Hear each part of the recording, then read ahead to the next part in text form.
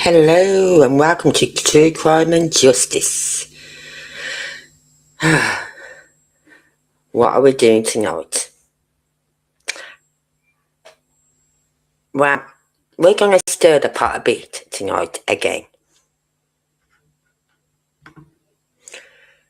I am. Yes, we're going to stir the pot. This is a big pot we're stirring tonight. So, anyway, before we start, hope you've all had a lovely day. It's been absolutely gorgeous here again today. Then I got a phone call off my son about half one-ish. Do you want to come over ours tonight about 3:30, 4? We're having a barbie. Of course I'm going over. Beef burgers, coleslaw, salad, all on a bun. Lovely. And so there's me, my daughter turned up with her lad, my other grandson, Angie, his mother-in-law, who lives with me until the end of the week. On the 1st of May, she moves into a new property. And Tracy and Simon and the two babies. Well, Ellis, he's not a baby, but he's my big boy. And Olivia. And God, does she like to push buttons. Every time I mention her, my eyes sort of like roll in my head. They really do, because she really likes to push the buttons. She screams about anything. She has a little meltdown about everything. Like Ellis picked up a plate today for his burger to go on. That was my plate. Wow. She's going, and we're going, it's a fucking plate. Grab another one. It's a paper plate. Stop the screaming. There's no need for it. And she squeals about everything. And then she has opportunity every day from when she gets home about, 1 o'clock-ish, to when Ellis comes in at, 3:30-ish, to play on that trampoline on her own. Every day. Ellis wanted some time out on his own, on the trampoline. No, I want to go and play on it as well. And I said to her, do you know, Olivia? I said, you know what I used to do with my kids if they ever, because she's being cheeky to me, being a bit lippy. Don't talk to me. She was going and all this like. I said, you know what I would do with my kids when they spoke to me like that? She said, what? I said, you want me to show you? She said, yeah, go on. I said, come here then. And she wouldn't come by me. I said, yeah, exactly. You know what I would do. Old school.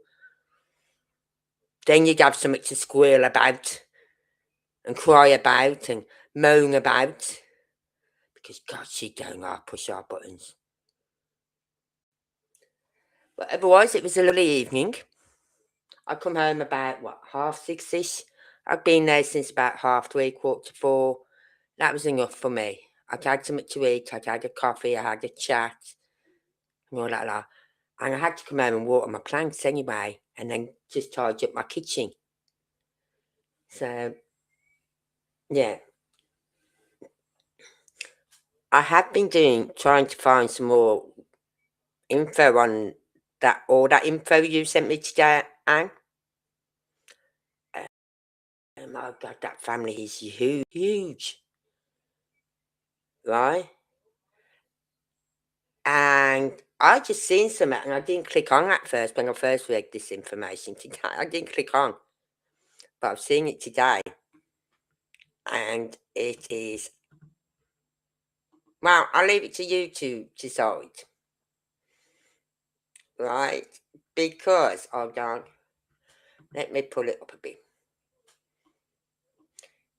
Right? You got all these. The father, the mother, relationships, fourth cousin, ninth cousin, 1 time removed, sixth cousin, 2 times removed, fourth cousin.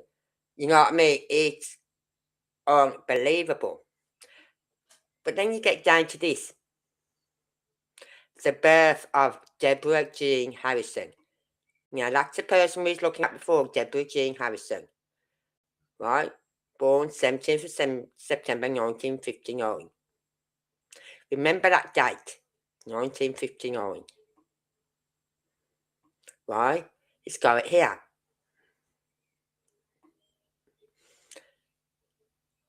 Deborah Jean Harrison was born on the 17th of September 1959 at Portsmouth, Virginia, USA. Marriage. Right, marriage. The 16th of March 1975. Can you work out how old she was from that? You don't have to, because it tells you. She was, hold on, I'm going to highlight it.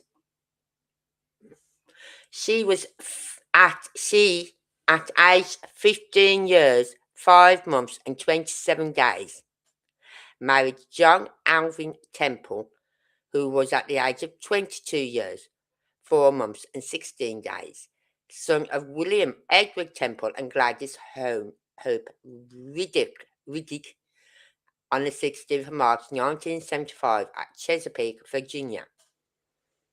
15 years. She wasn't even, well, she's just short of 15 and a half years. Right? 15 years old she was when she got married. He was 22. He was 22. Now, I don't know what the ruling was in 1975 for children getting married that young to a guy who's yeah, it's a huge family. Yep. I didn't see it at first time. And it was only when I was just getting it ready to put up on it, and I'm reading it through again, like 15. 15 years of age? What the feck? She's just short of 15 and a half. But 15 years old, married to a 22-year-old. Isn't that illegal?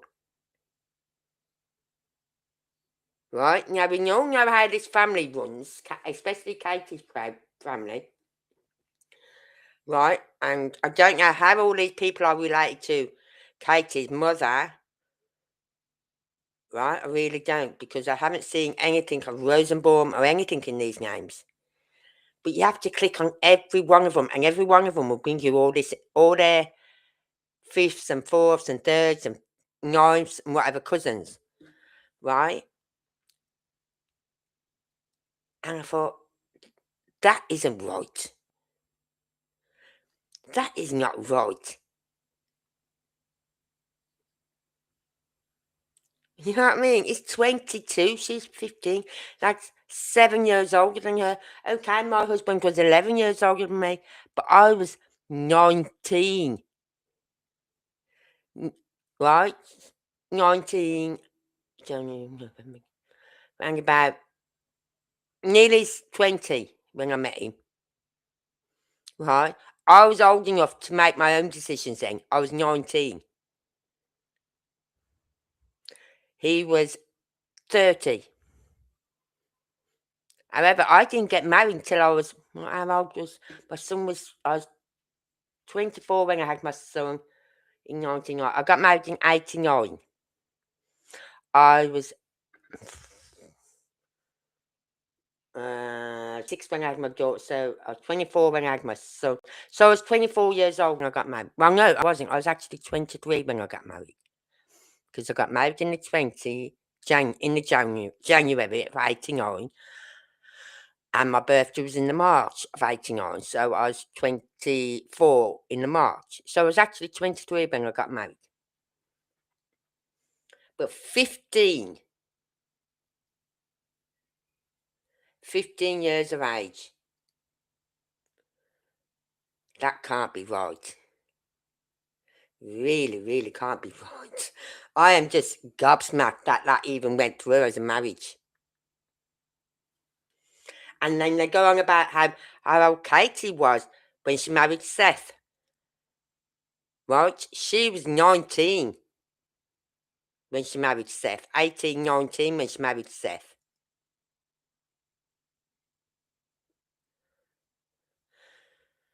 Exactly. But we was at an age where we could make our own decisions. You know what I mean? But 15,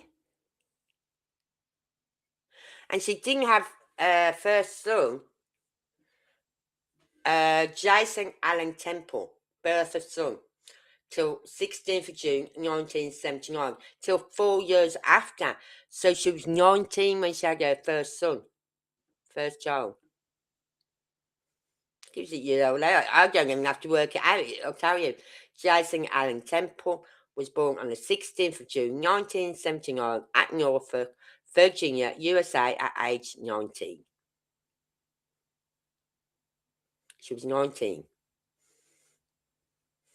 Right? Divorce, 22nd of July 1985. I'm not surprised. 10 years later. Deborah Jean Harrison and John Alvin Temple were divorced on the 22nd of July. Hold on. See if I can highlight this. 22nd of July 1985 at Chesapeake, Virginia, USA. Right? So that's when she went back to the name Harrison. Right? Married name, February the 14th, 1986. As of the 14th of February, 1986. Oh, no, sorry. Yeah. As of the 14th of February, Valentine's Day. Oh, how sweet. Give me a bookie. 1986. Her married name was Kate. So she got married again on February the 14th.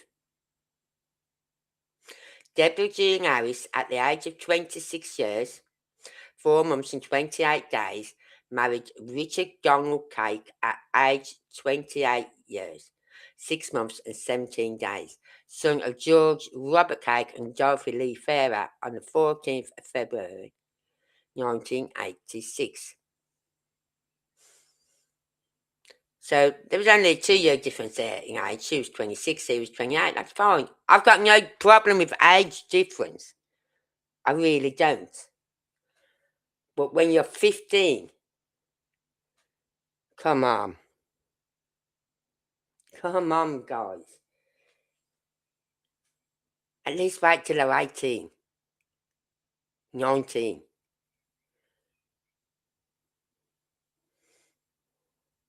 So as from February the 14th, 1986, the married name was Cake. She married Richard Donald Cake at the age of, he was 28 years old. Birth of son, 15th July 1987. So he was 8, this one, her oldest son was 8 by the time the second son came along. Richard Edward Thomas Cake was born on 15th July 1987 at Norfolk, Virginia, USA at age 27. So she was 27. Birth of daughter, 23rd of May 1989. Tiffany Nicole Cake was born 23rd of May 1989 at Chesapeake, Virginia, USA. She was 29 then. Right? Divorce again. 18th of May 2007. So how long was that? 85, 90, 92, 20. 22 years she's married to him before she got divorced. Deborah Jean Harris and Richard Donald Cake was divorced on the 18th of May 2007 at Norfolk, Virginia, USA. 22 years she's married to him. She married him in 85, 85 to 95, 95 to 2005. 22 years. Right?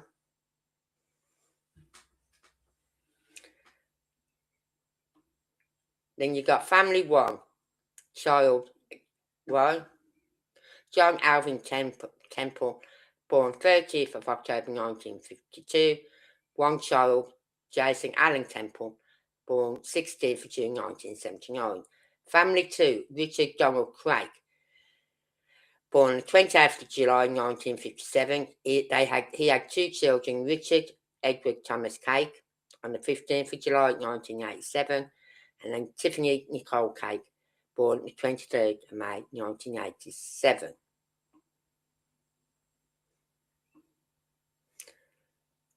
Virginia birth records 1964. Deborah Jean Harrison. Right, it's got loads of them. I don't know where you got this information from, Anne. But for fuck. Then I clicked downloaded this and opened it. I thought, whoa. We are real. If this is any member of Katie Pryfoot's mother or grandmother's family, right? Because I don't know if it is. It may not be. But as I said, as I was thinking today, I thought, this name of this woman, right, came up earlier on in the case. Because someone on here mentioned it then, and I went, no, that's not her mother. They sent me the picture, a Facebook profile, and I went, no, that isn't Katie's mum. And we know it isn't because, unless she got married again after that second marriage, after she got the divorce in 2007, unless she got married again, but we know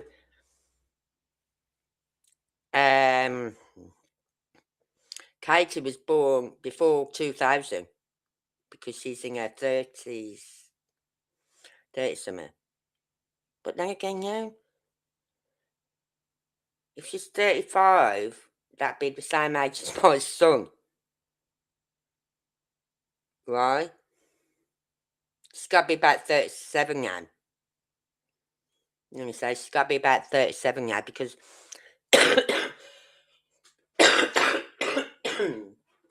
because she was 35 when Sebastian went missing. That took 15 years off her age, so that took her back to when she was 20 when she had Sebastian. 1920 years of age. So there's no way she could have been born in the 2000s. We're only on 2026. You know what I mean? So she's probably born late 1990s. Well, my son was born in 1990 and he's 35. So she's probably born in the 80s, late 80s. So, I mean, no, in the late 80s, she had a daughter, Tiffany Nicole. This woman had a daughter called Tiffany Nicole Cake. She didn't have any other children in the 80s. She got divorced from that Richard Donald Cake in 2007. So that's why I say that is not Katie Pryfoot's mum.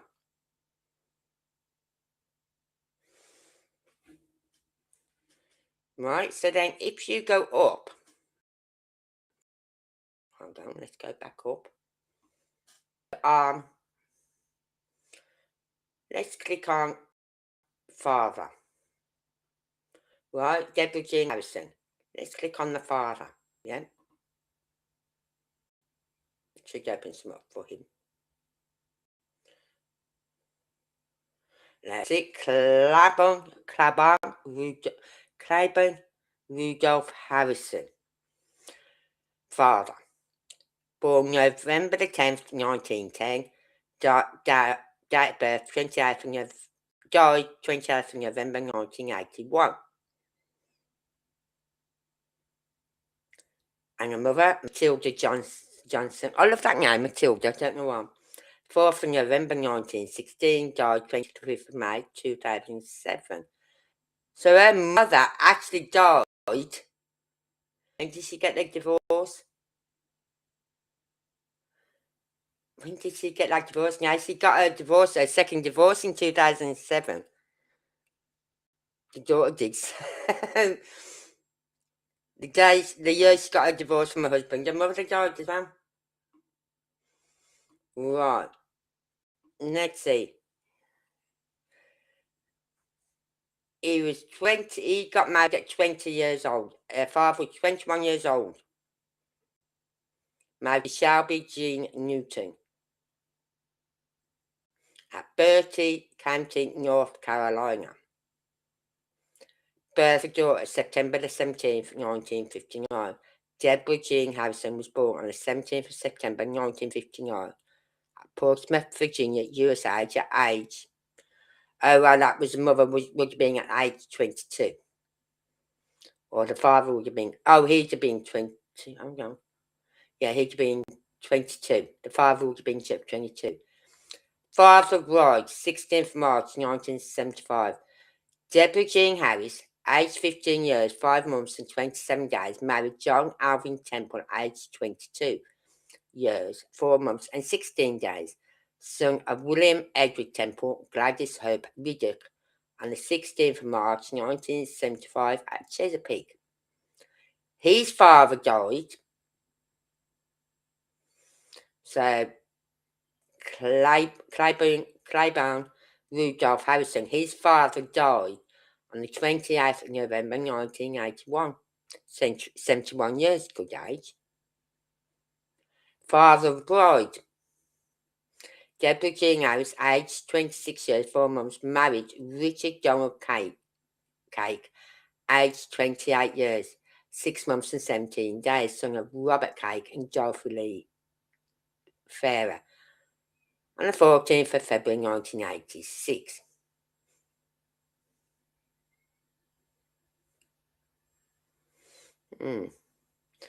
His mother, that would be her grandmother, I suppose. I don't know. Died on the 25th of May, 2007. So his mother.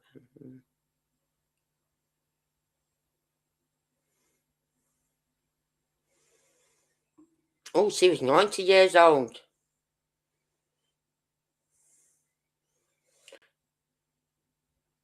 Claiborne Ray Rudolph Harrison died on the 24th of March 2019 at the age of 81 years. Family, Shelley Jean Newton, born 1939. Child, Deborah Jean Harrison, born 17th of September 1959. So even her mother was only 20 when she had Deborah. Yeah? You know what I mean? It's wild, this is. Absolutely wild.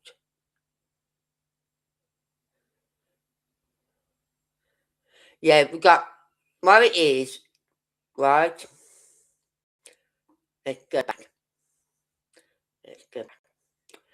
You got Deborah Jean Harrison, right? Now, her father was Claiborne Rudolph Harrison, her mother Shelby Jean Newton, right? She was born on the 17th of September, right? She got married at 15 years.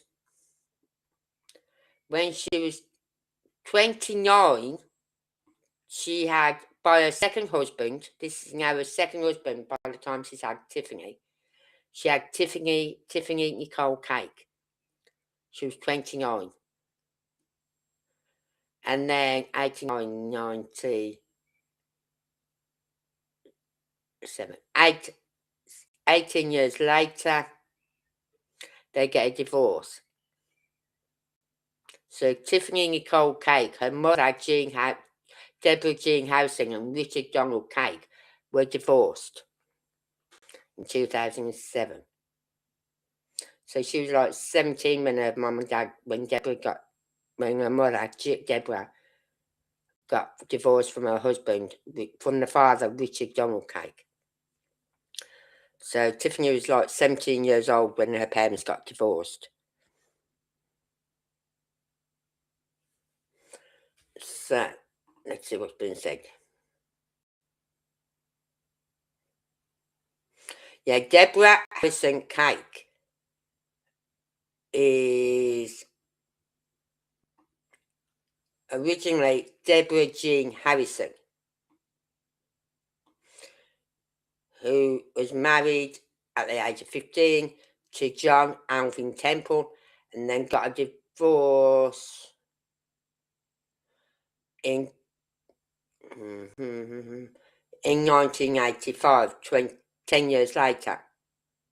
And then 1 year later, she married Deborah Jean Harrison, then married Richard Donald Cake. So we know this is not Capey's mother. So when people come and say this is her mother, it isn't. We've got the dates. We've got every fucking date, every name of the child they had. Right?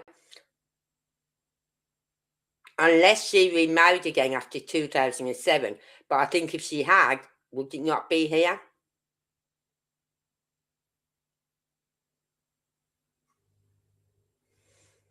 You know what I mean? Surely it will be on these records if she remarried again. To Payne. Because that would be her maiden name. That was KP's maiden name, Payne. Or Rosenborn. Or whatever the fuck it is. You know what I mean?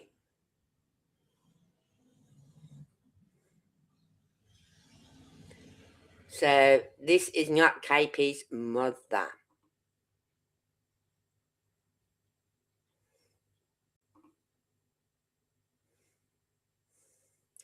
Right, so we're going to look at some other people, shall we? Yeah, we'll have a look at someone else.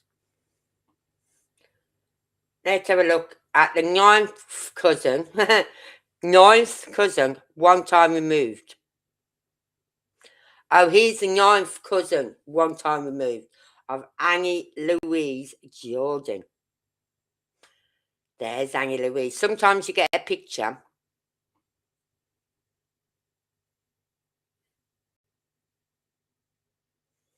Right? Ollie Norman Jordan, born 24th of August 1893, died 30th of April 1975. Mother Esther May Goodwin, born 21st July 1909.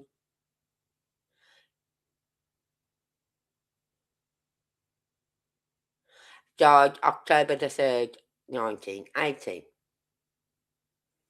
Right? Annie Louise Jordan was born in 1932. As of 1933, Annie Louise Jordan was also known as Louise Jordan. So she dropped the Annie and just went by, in 1933, she went just by Louise Jordan. Witnessed marriage. Oh, she witnessed the marriage of Hubert Lee Jordan and Margaret Louise Copeland on the 20th of November 1948 at Chowan County, North Carolina. Married name, 12th of February 1949. As of 12th of February 1949, her married name was Dale. It didn't give any dates about any divorce. You know what I mean? 12th of February 1949. Annie Louise Jordan at age 17 and 1 day. 17? Come on. What is it with this family? They like getting married very young. Married Jesse Thomas Dale at age 20 years. Son of Joseph Daniel Dale and Roxy Oral Dale on 12th February, blah, blah, blah. Right? Married name, 12th of February 1949.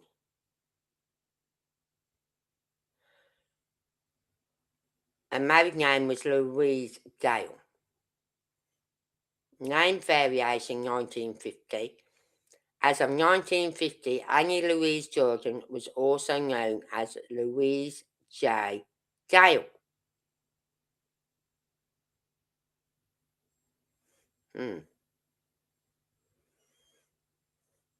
What was the J for? Was she to keep a Jordan, the name Jordan? Some people do keep them aging names, don't they, when they get married as well. Birth of son, 20th December. Kenneth Jean Dale was born on the 20th December at age of 19. She was 19. 19. What was I doing at 19? I was out enjoying my life. You know what I mean? Yeah, I met my husband when I was 19, but I was still out enjoying my fucking life. 14th of May, another son, 1955. She was 23. That's a more respectable age. Anything I'd say from 21, don't go for me if you've been married at the age of 18 and 19. Because I'm just saying, I think you need to live life a bit. Aye. Then there are two sons. Then had a daughter. Sheila Lingdale was born the 21st, 15, blah, blah, blah. So to find all this out, to find the family tree out and all the connections, you've got to click on all these names. Every fucking name. And see where it leads you. Right? Because you have a daughter whose thing is Jordan Dale. She's going to get married. You know what I mean? And then she'll have children. And so on.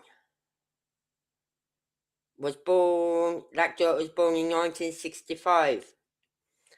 As of 1965, Annie Louise Dale was living with Annie Louise Dale and Jessie Thomas Dale at Jessie and Louise Dale as at Jess and Louise Dale, Hertfordshire, Perry Queens County. Why was she living with them? Hold on. She's living with Miss Jess. I haven't seen anything about a Jess Thomas Dale. You know what I mean?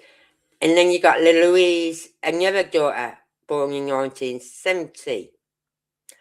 Evelyn Louise Dale. Stephen Allen Dale. Mother of groom, Stephen Allen Dale.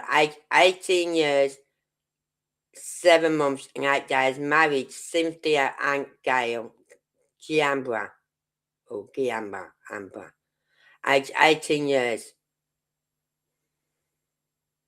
I'm thinking, her mother died. Whose mother is it? I've lost track already because of all these different names. Whose mother died? Whose mother are we talking about? Are we talking about Annie Louise Jordan? I think so. Her mother died in 89. Evelyn Louise Dale, aged 19 years. Oh no, that's Mother Bride.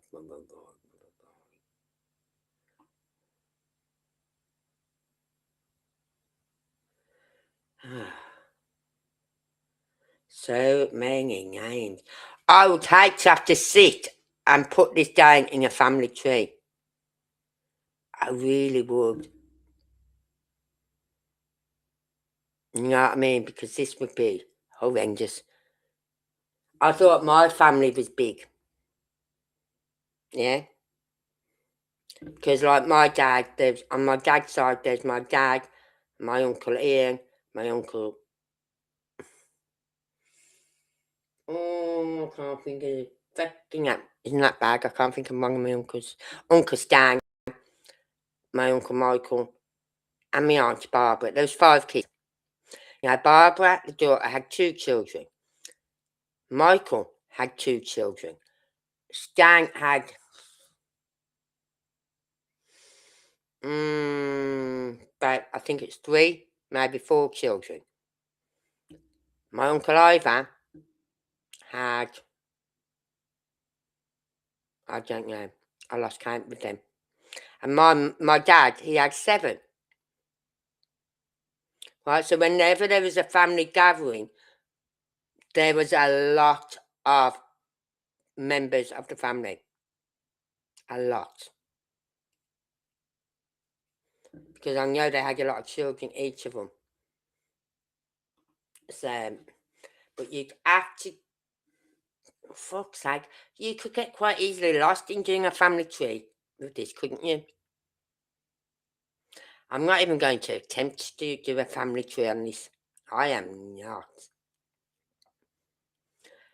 But I'd have to go through this bit by bit by bit. Go through each name, each section, bit by bit, and look at each one separately and see where it led to. Right? Because we're looking for the name Rosenborn, but when you go back to the top, right? You don't see, I go through here, I look at the second cousins and things like that. I'm looking for the name Rosenborn or Payne.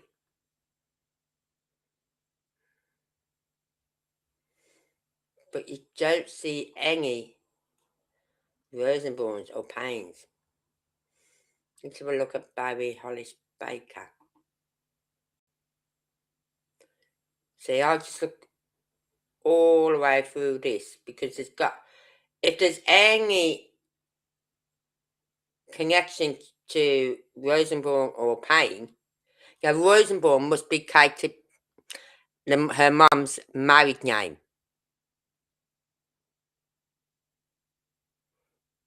Right?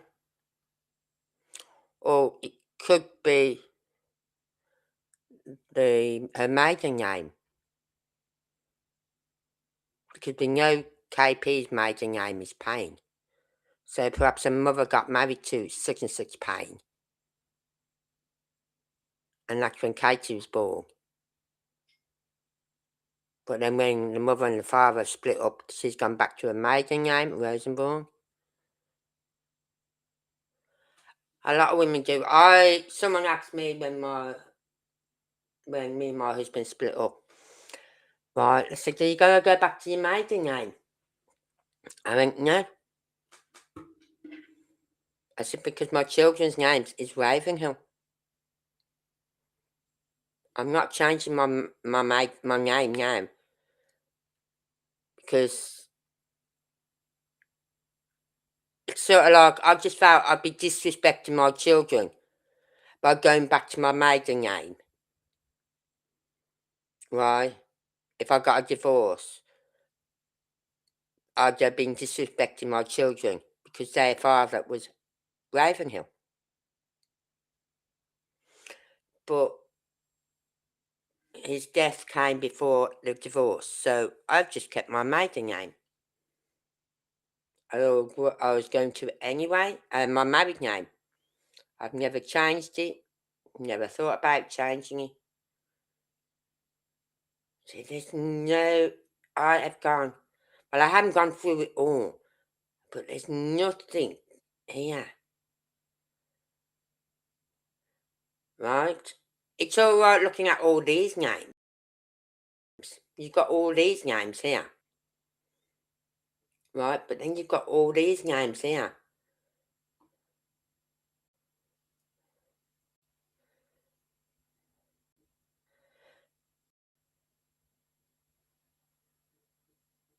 And that is a lot of names.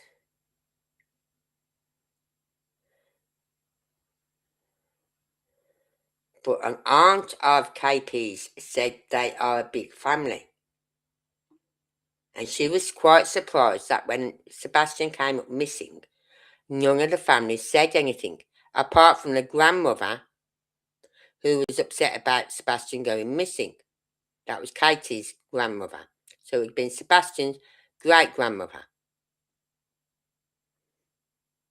Right? Which was Katie's grandmother, I believe, was Yarda, her sister.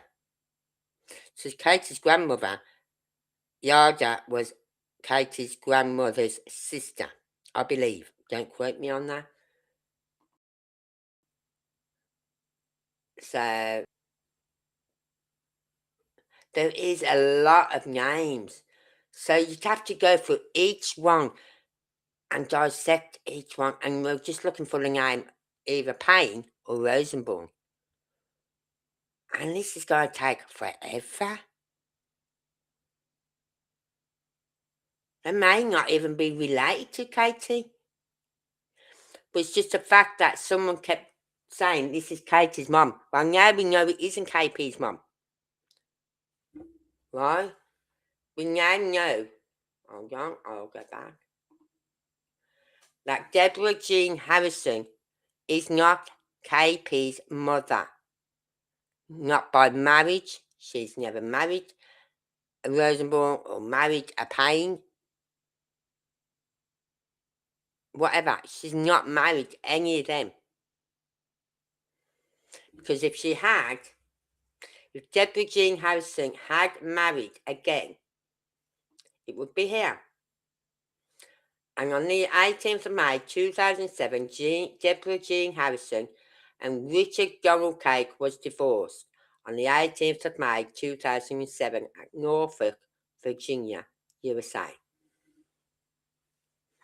It doesn't say anything else about any other information about another marriage, like in 2008 or 2009, 2010. It doesn't say anything.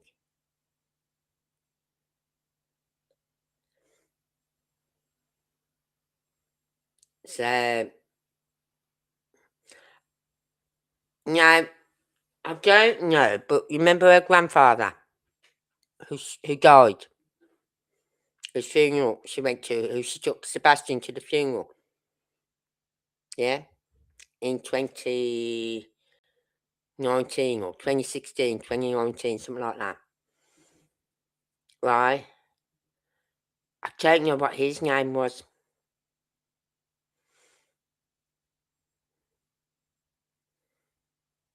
So, it's like the grandmother, we don't know her name. We only know her first name because of what Seth said on that interview once. I can't remember what her name was now. I'd have to try and find that interview he did, where he's talking about when he phoned Sebastian up down in Chesapeake. And the mum was out having dinner. And Sebastian was back home with the grandmother and her mother. Right? And so we knew that her mother was not. I always said, when people kept saying, this is her mother, this is I thought, no, it isn't. And now we have the proof. This woman, what's her name again? Deborah Jean Harrison. Unless she remarried after May 2007 to a Payne or Rosenborn, then this woman is not Katie's mother. Plus, Katie was born in 1980 something. In 1986,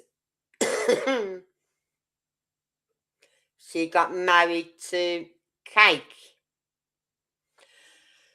That would have been round about the time 86, 87, maybe 88, that Katie was born. So the dates don't tally with Katie's birth, with her age. So even if her mum did say get married again to another guy after 2007, it wasn't KP's father who she married.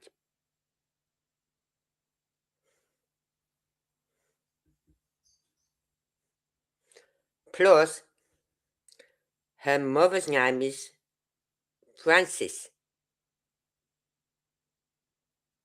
Francis, not Deborah Jean Harrison. Francis is her mother's name.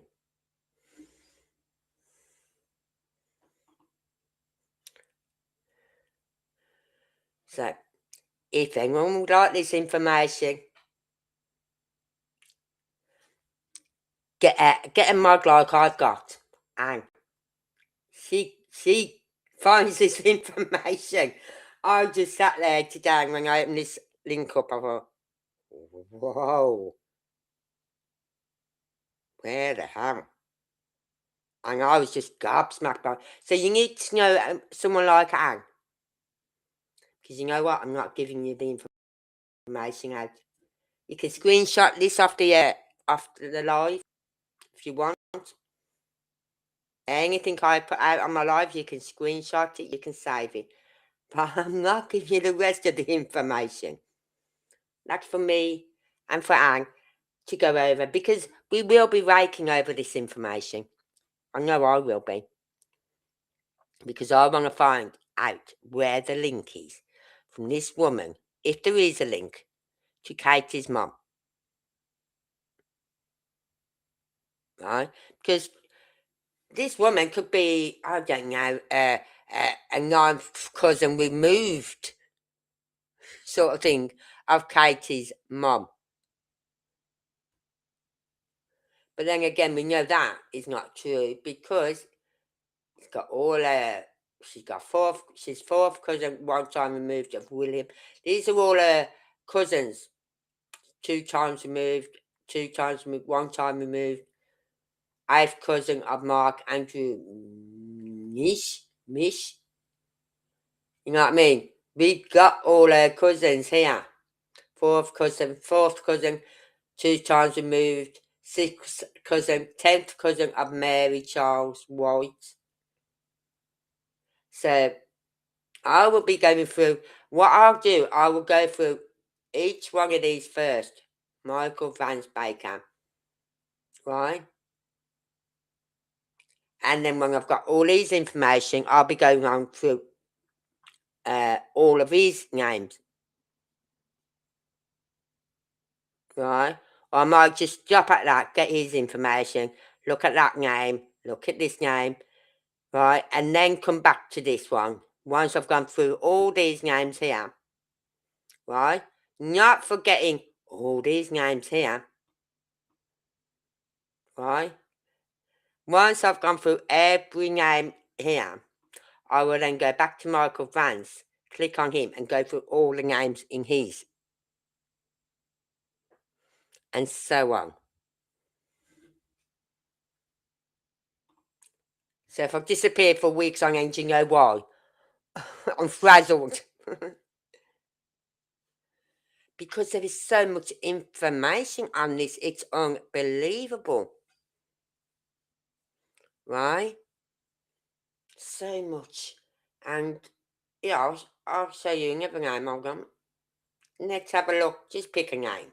Let's have a look. 10th cousin of Mary. She's 10th cousin. Mary Charles White. She's 4th cousin, 1 time removed of Annie Louise Jordan. We've heard that name come up. Right? We've heard the name Riddick Jr. And all that lot. A lot of these names I will now start to notice and remember them, because we're going to see them all in the others. And so, there's so many. 1945, she was born. As of 14th of September 68, her married name was Hurst. So she was born in 45, 55, 60, 45 to 65, 45 to 55, 55 to 60. She's 21. Birth of daughter, she was 23 at the time, Catherine Louise Hurst.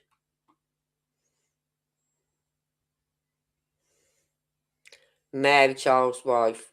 DNA? Oh my God. There's 1, 2, 3, 4 DNAs done on for this woman. Right, DNA, the 10th of January 2021, Mary Charles White and Stephen Henry Regala were DNA Robert Anita Bass on 10th of January 2021. 24th of May 2021. Mary Charles White and Stephen Henry Rogala were doing a 14cm on Ancestry on the 24th. So other people have been looking up this family. Mary Charles White and Stephen Henry Rogala were doing a Heather Renee Lane. Mary Charles White and Johnny Dellinger. Where's Johnny Dellinger coming to it? You know what I mean?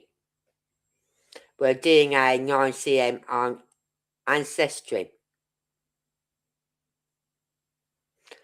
But she only had one child, Catherine Louise Hurst, born March 28th, 1969. So there's only one child from that family.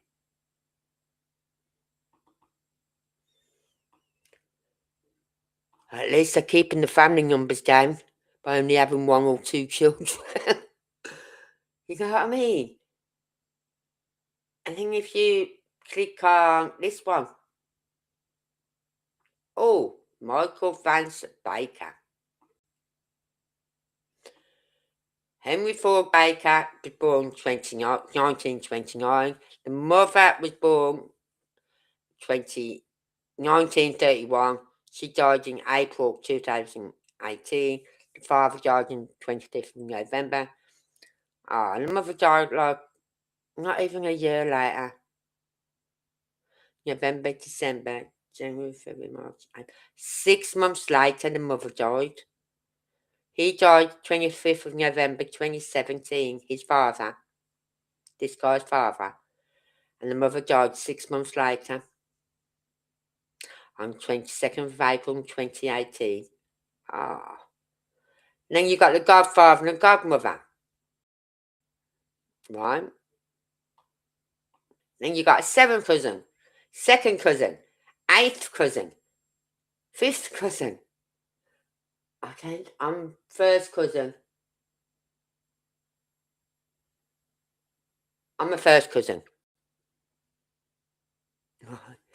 My son would be the second. Oh, I don't know.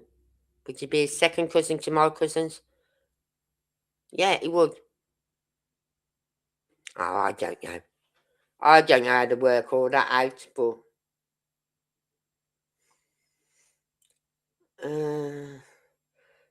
God, this one, it's got the time he was born, 11:22 a.m., weighing 7 pounds 15 ounces. Good way. Namesake Michael Vance Baker's name for an unknown person. Okay, I just like that name, that modern name. Residents lived on 10th of May 1960 at Jacksonville, Duval County, Florida.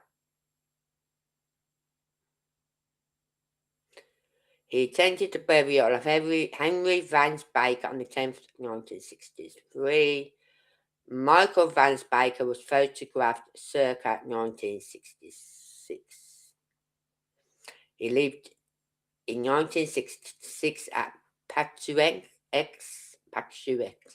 River, St. Mary's. He lived with Henry Ford Baker and Betty Muha Baker at whatever. Michael Vance witnessed the marriage of George Stanley. I'm not even going to start pronouncing his name because I'm just going to savage it. So, if you want to screenshot this, get your screenshots in because I'm not keeping this up for long. He witnessed, oh God, this witnessed where father's on Tiger Cruise.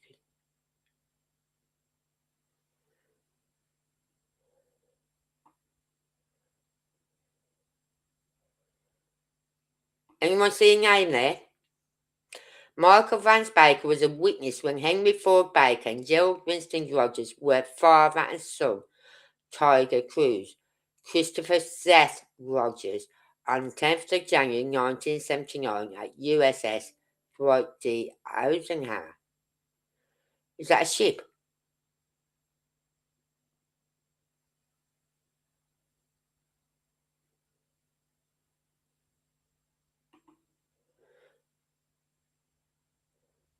Seth. I'm going to click on that name. Christopher Seth Rogers.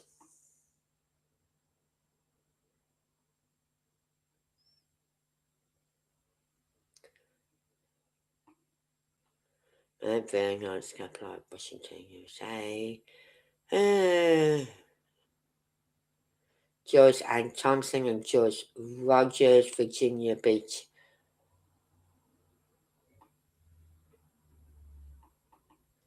George Rogers.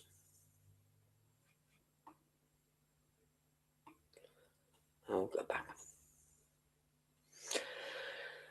Christopher Seth Rogers was employed by Tuffy Braithwaite and Carol Braithwaite in 1979 at Henry's Seafood Restaurant. Well, we know Seth was born around about this time, I'd say, 79, 80.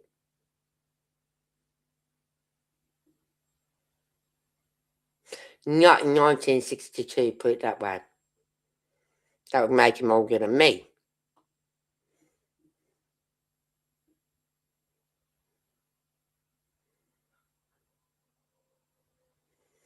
But isn't it weird, that name? Even though it's Christopher Seth Rogers. Yeah, Sebastian's father's name is Seth Rogers.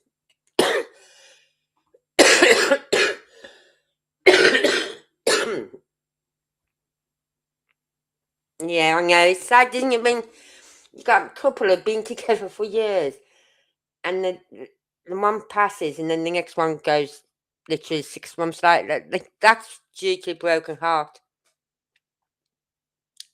They say no such thing as a broken heart. Yes, there is. Yes, there is. You know what I mean? So that is so sad.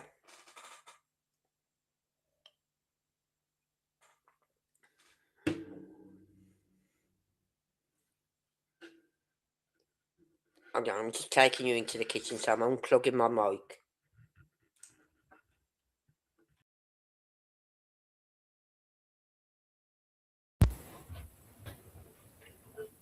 Because I'm taking you into the kitchen. Just pop that there a minute.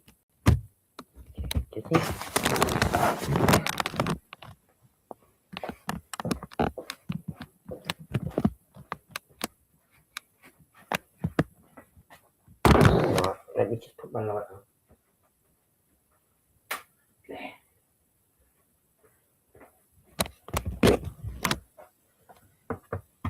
So, but yeah, it's sad when you hear cases like that, because there's so many people who that happened to, and it's like my sister, right? So sad for her, because she was so looking forward to her retirement. Yeah. But I think she resigned the fact that she may not spend her retirement with her husband.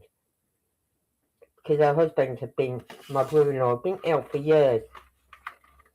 So I think she resigned to the fact that she would never spend her retirement with her husband. So when her retirement come up, what, was it last year or a couple of years ago? It was sad because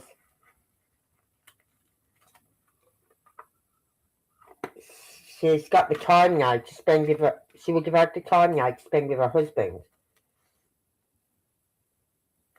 Right? Because they used to have a caravan. I don't know if they still got the caravan.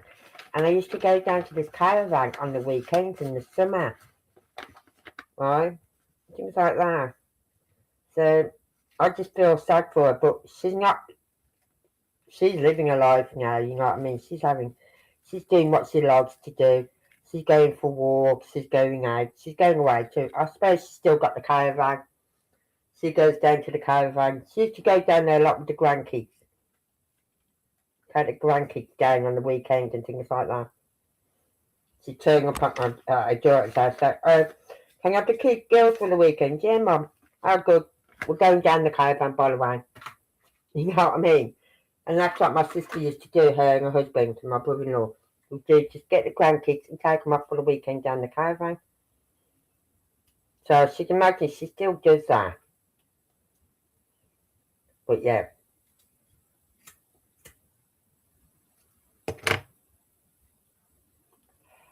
However, we can come back to this work here. Don't worry. Don't you worry. Because I'm going to share something with you.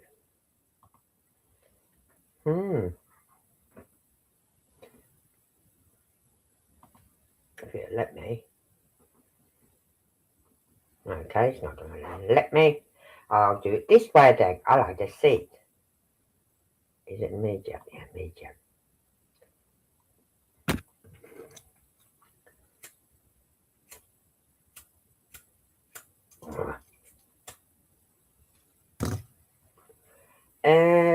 Not image.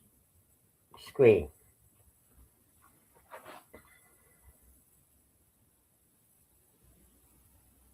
Did you see?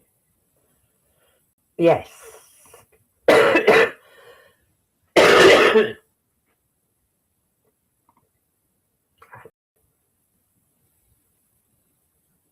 Right.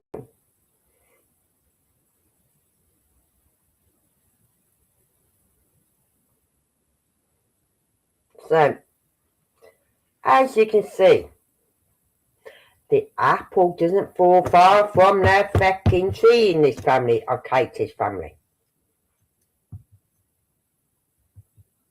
Right? Because this is, who's this now? Let's have a look. This is Laura McClure. And Katie is Katie's side of their family. So that's another name we need to look out for, Anne. McClure. In all those names. In all those names, in all that information you just sent me, that's another name you need to look out for. Right? And she's convicted of sex, and this is not allegedly, this is there. Boom. Got it. Convicted of sexually assaulting a 15-year-old girl. This was credit to JLR. This was done a while ago in 24. This was posted in 2024, May 2024. So this credit goes to JLR and to Anne. I think it was Anne who sent it me. I can't remember. I don't know how to take it off the screen because it'll show her all my emails addresses and everything. I don't want that.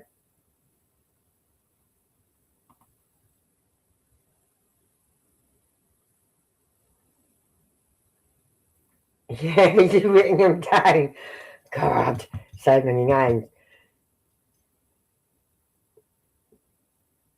So we'd have to go through each one of them first, wouldn't we? First name. Go through them. Which could take a long time because then you click on one name, you get a list of the other names, right? And then you got to click on all their names, right? To see if there's any connection anywhere.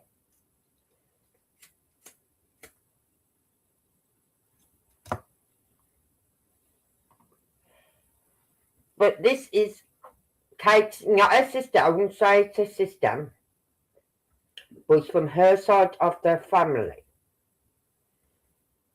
Right?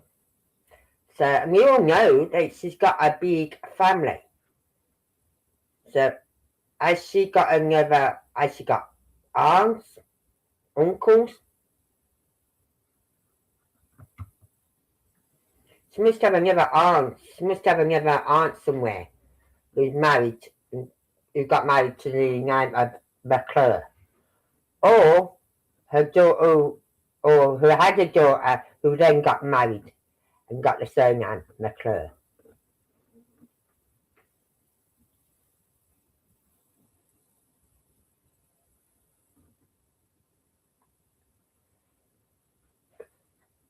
But you think back to what KP went through, and she lived with her father till she was, I believe, Seth said she lived with the grandparents, but I think what it was, she used to stay at her grandparents a lot, but she also used to live with her father, not her mother, because her mother was locked up in a clink clink. So,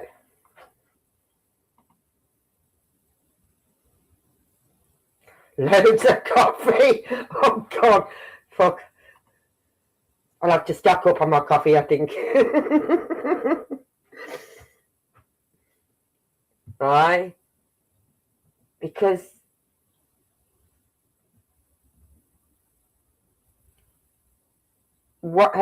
she lived with her father. I remember Seth saying she lived with her father, and when she was 18, she left her father's, 17 or 18, or was it 16?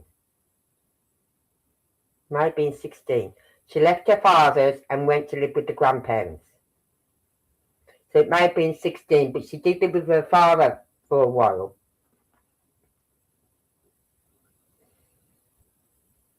You know what, Anne? Send this info to Neuro, say, you want to get your head into something? Check these names out. Oh, God. So, yeah, she did live with her father, I think, till she was about 16. And then she left home and went to live with the grandparents until she got married. Because it was the grandfather who Seth went and spoke to about marrying her KP. And the grandfather gave his permission.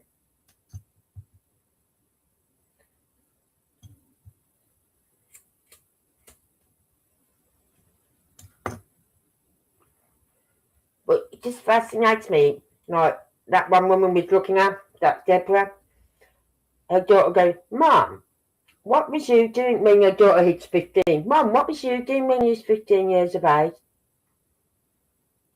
When I was 15, I was getting married. You know what I mean? I was out going out and with my friends and having fun, right? Going to school, getting my qualifications. No, I'm getting married. I was getting married at 15.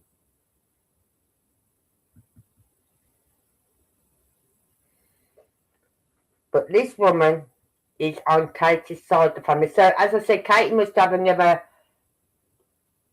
cousins, or she must have cousins or aunts. Yeah, she's got to have cousins, hasn't she? She's got a... You got kicked off? Who kicked you off, Kylie? Wasn't us. It wasn't us. Believe me, it wasn't. We're just going through this list of names that we've got. Right? And then, I can't remember who sent me this, but someone sent me this. So we're going to be going through the list of names that we've got here. I'll pull it up again.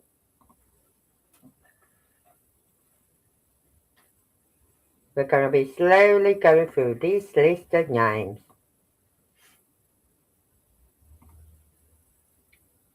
All the way, because it goes back, right? Michael Bonesmaker, no.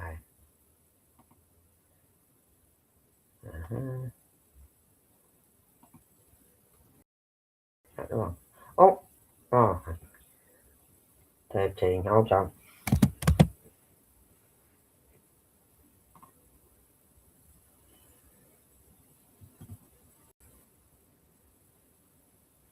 $14.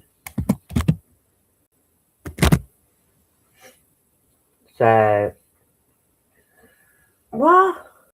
4 plus 4 is 8. They keep telling me to continue. Yeah, verification successful, so 16.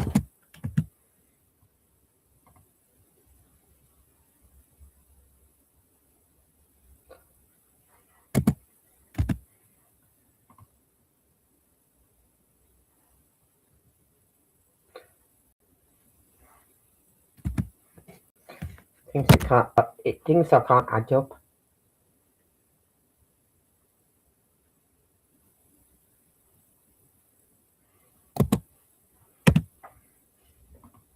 For some reason it's verifying it, but it won't let me back on. Right, what I'll do, I'll come out of it. Right, we'll come back to that. We'll come back to that. Where's this one gone? Right. But Anne sent me this link and I opened it up and for that Deborah, where everyone was saying that was KP's mum. Well, it wasn't. It isn't KP's mum. Oh, internet sucks today. I know how you feel, sweetheart. I know how you feel. Right, but we now verified that Deborah,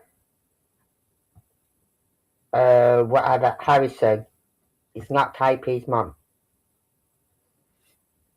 Because she got married to that cake guy, 66 cake. She was married to him for 20-something years. She got divorced in 2007. Now we know, and she had 2 children by that guy, a son and a daughter, Tiffany and her son. I can't remember the name of the son. Right, she didn't have any other children, and nothing shows anything after 2007. And we know Katie was born in 1980 somewhere. For her age, she's 35, 37. She's got to be 87, 88, 1987, 1988. Did I get the pics you sent me last night?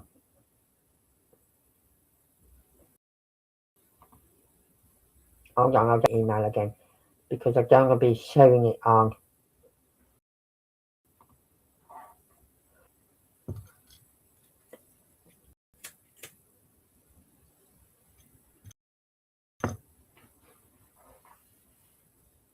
Oh, Neva's just sent me some today. Just seeing it. Watch Katie, Family Dark Secrets. Oh, right. Yes. Your pictures.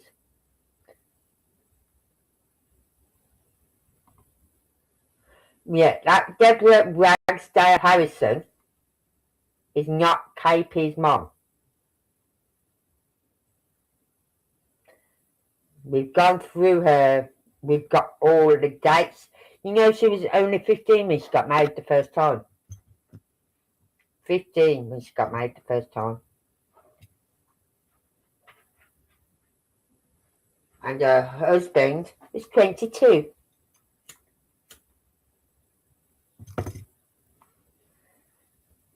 And that marriage lasted 10 years. And then she got married again to 66 Cake. And that marriage lasted something like 21, 22 years. And there's nothing after that marriage. After her divorce to that, whatever his name was, Cake, there's nothing.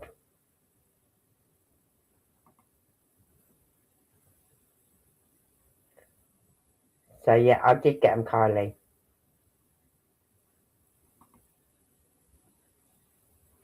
So what's this one? Katie Nero sent me. It's old. You've probably seen it, but I only seen it the other week. That family is toxic. Let's have a look.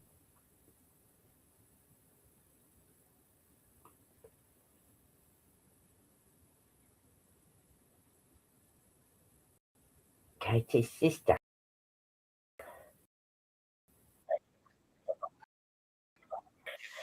Hold on. But we can get off this. We'll just close that down. delete. Close that scene down. Right, and then we're going to share. If they let me share. No. Okay, I'll have another scene. Media.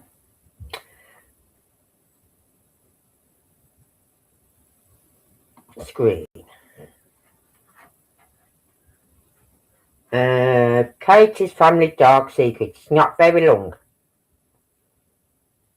I don't think I have seen this before. Right.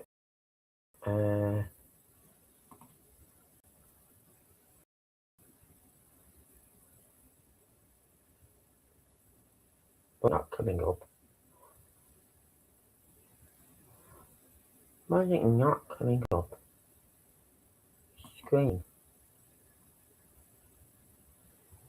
Right.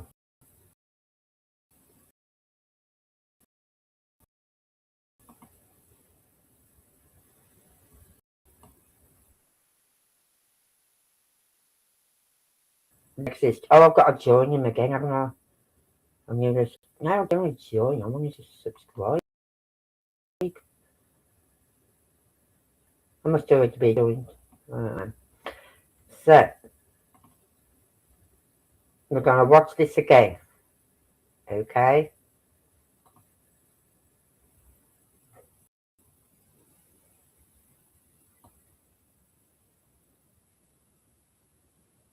Yeah, young is not the word. Who's that guy who's Sebastian Caton picture? We're going to have a look in a minute. Oh, come on. The sister died in 27. Yes. But it's not her sister. Tiffany Cake is not her sister. It could be a cousin, a second cousin or a third cousin, but it's not her sister.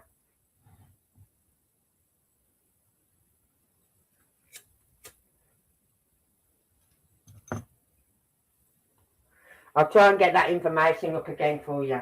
You'll see for yourself. It's not her sister. Hold on. Right, we're just going to watch this and then I'll try and get that information. Right.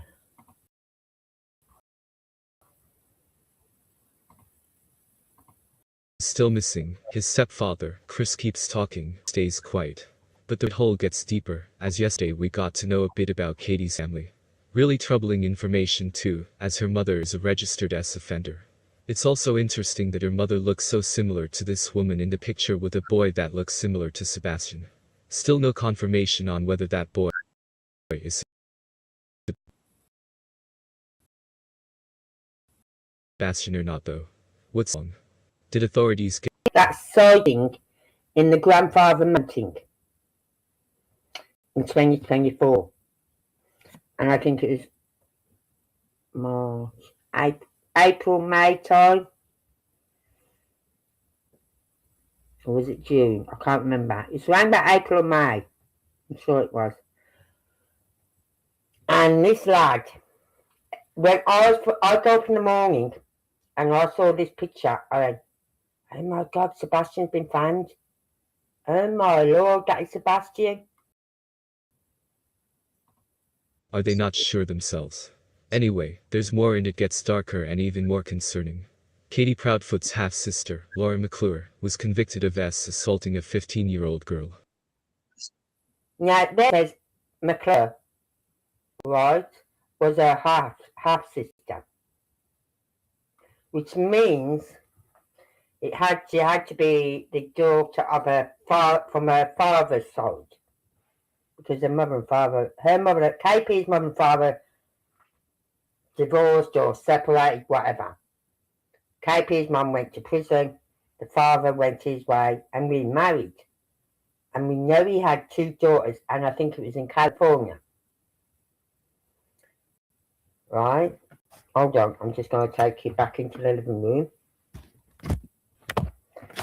Right, so we know he had her father, her bio father had 2 daughters by his second marriage. Right.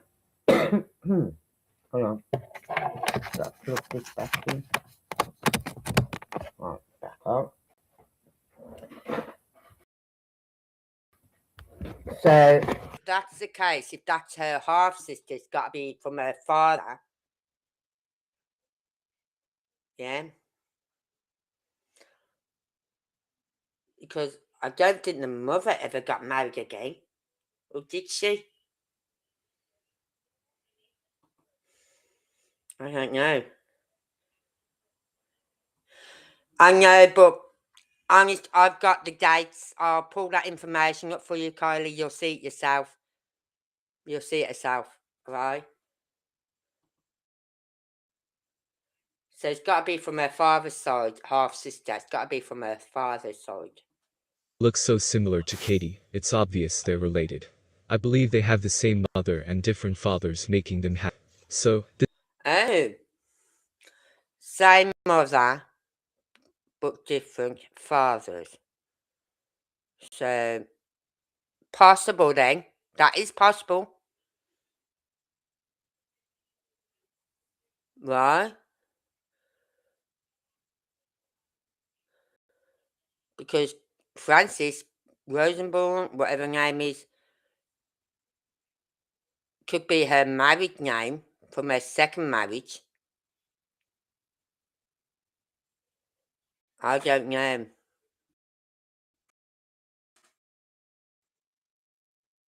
this incident and the charges date, Laura spent 9 Right, I'll read it here. It says Laura Ann McClure of Chippewa Falls will spend 9 months in jail, 4 years on probation, and 3 years of extended supervision after being convicted of 2 counts of second-degree SA of a child. The charges date to March 2015. Judge Roderick Cameron on Wednesday ordered McClure, 36, to write a minimum 2-page apology to the victim. He also ordered her to pay $1,036 in cost. It took a jury less than an hour in August to convict McClure, whose last name at the time was Wominski. Okay. A second defendant in the case, Justin L. King, 36 of Chippewa Falls, was also convicted in August of 2 counts of second-degree SA of a child. He is scheduled to be sentenced by Cameron at 9 a.m. Monday, December the 5th. According to a criminal complaint against McClure, a girl said she consumed alcohol and was with McClure and King. The girl remembered King having asexual relations with her. McClure admitted engaging in sexual activity with the girl.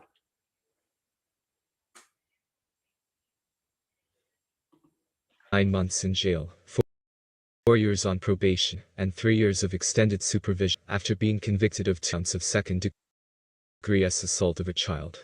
The judge also wrote a 2-page apology letter to the child and ordered her to pay over $1,000 in costs. It took a jury less than an hour to convict Laura. There was also a second defendant, named Justin Ace, and he was also convicted. The 15-year-old girl said that she consumed alcohol with Laura and Justin. The girl remembered Justin S. assaulting her, and Laura admitted in engaging in S relations with the girl too. It's extremely worrying due to the number of people in Katie's family that has had inappropriate relations with the child, her own mother being a registered S offender too. I do hope they are all investigated. Takes me back to think how Chris never wanted Sebastian to be around his daughter, because of what happened with Sebastian and a 13-year-old boy, while in his mother's care. Just absolutely horrific how this case just gets crazier by the day. No, I have never seen that one. I had not seen that one. So I'm going to close some of these scenes down. Right. I want to get that email up again.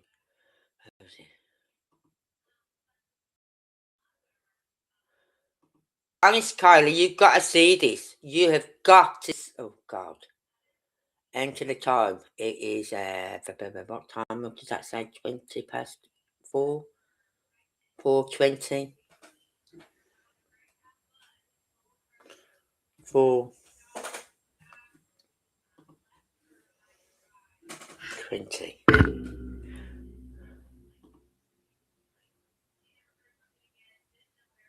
Right, here we are.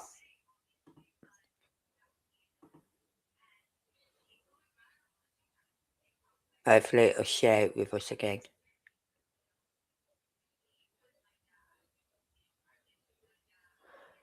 Hang on, wait, won't share.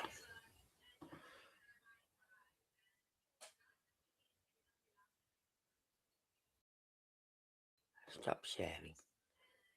Alright. Why won't add scene? Well, I'm going to close this one down. I don't want too many scenes open. Add a scene. Media. Screen.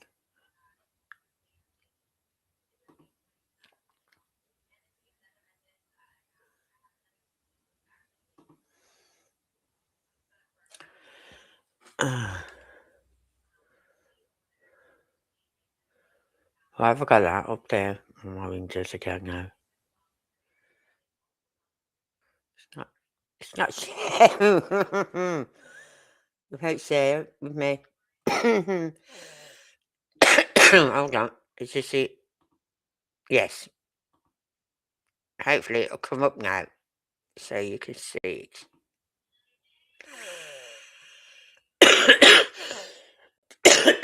Right, it's up. Oh, this is Deborah Jean Harrison, right? She's born on the 17th of September 1959. These are all her 4th, 5th, 6th, 7th, 8th, 9th, 10th cousins. All her cousins, right? And it says here, she got married on the 16th of March. Deborah Harrison got married at the age of 15 years and 5 months to John Alvin Temple, who was 22 years. So then she had a son in 1979, 4 years later, Jason Allen Temple. Right? So Deborah Jean Harrison was then known as Temple. Right? And then they got a divorce in 1985. So 10 years after they got married, they got a divorce. And then she got married again on the 14th of Feb 1986, a year later, to Richard Donald Cake at age 28 years. So she was 26, Richard Cake was 28. And they got married on February the 14th, 1986. 15th of July 1987, they had a son, Richard Edward Thomas Cake. Then they had a daughter on the 23rd of May 1989, 2 years later, Tiffany Nicole Cake. Then 18th of May 2007, so as I said, they got married in 86, 96, 2006, 21 years. They've been married 21 years, and then in 2007, they got a divorce. But there's nothing after that about whether she got married again, right? Had other children, nothing.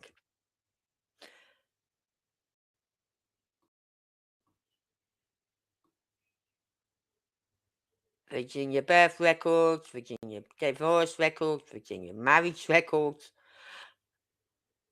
It's so much info. And as we said, if we was to go through all this, we'd have to go through each name separately. Just to try and find any relation to KP.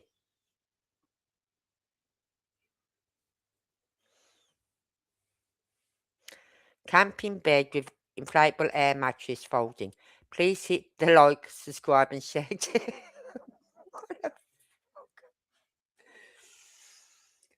I don't know what my mug is on about, but please hit that like and subscribe.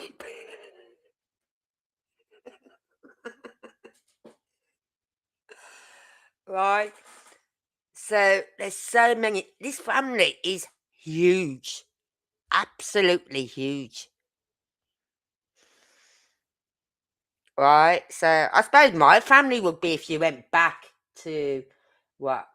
To my grandparents with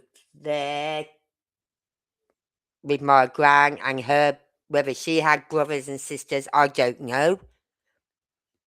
Right?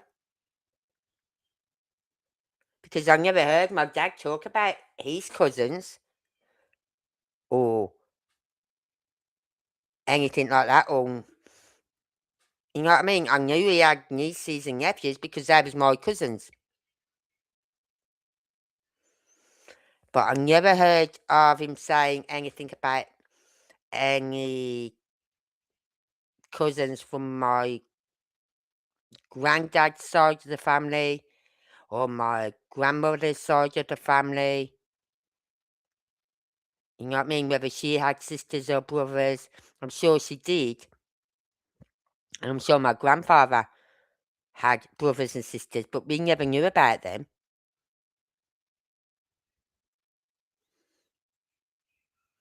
Oh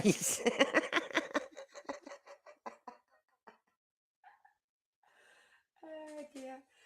So, I suppose if you used to write all my family members down, then yeah, you would have a large second cousin, third cousin removed, fourth cousin removed twice, and fifth cousin removed, and you know what I mean? So many names.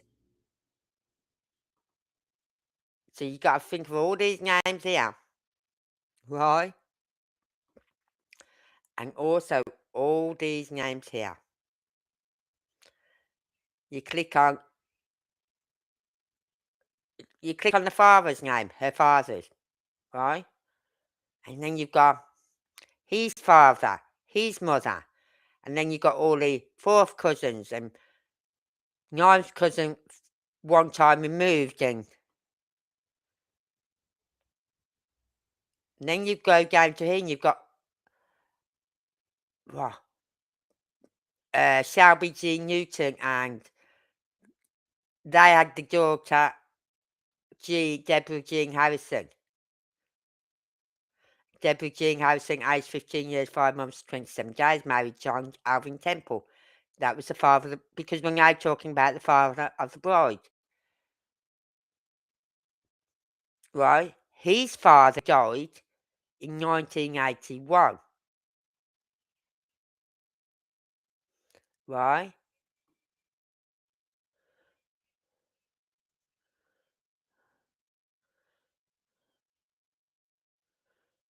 And there's one couple, wasn't there, who died. The husband died, and literally 6 months later, the wife died. I thought how sad that was. But you've got to go through all these names then as well. And I'm thinking, we could be here for a lifetime trying to search through these names just to come up with someone who is connected to KP.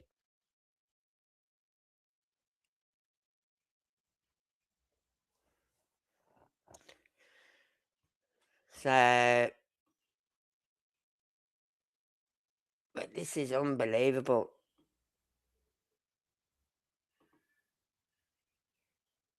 No, nothing there. Images, let's have a look.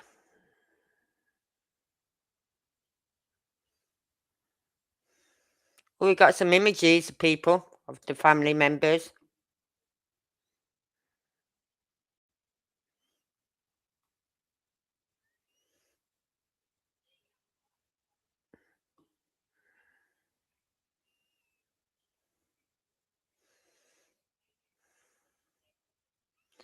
But I would not like to be doing their family tree, put it that way.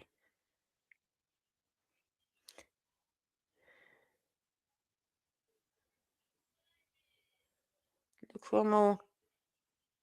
Look at them fuckers. Fuck's sake. It's never ending. Oh, God.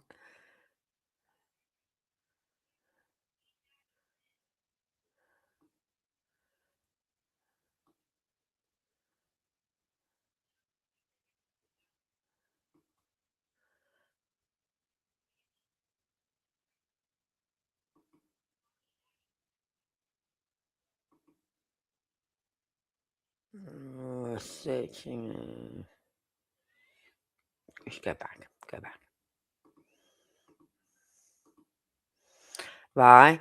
So that's just her father. That is Deborah's, whatever Harrison, father, and all his second cousins and whatever.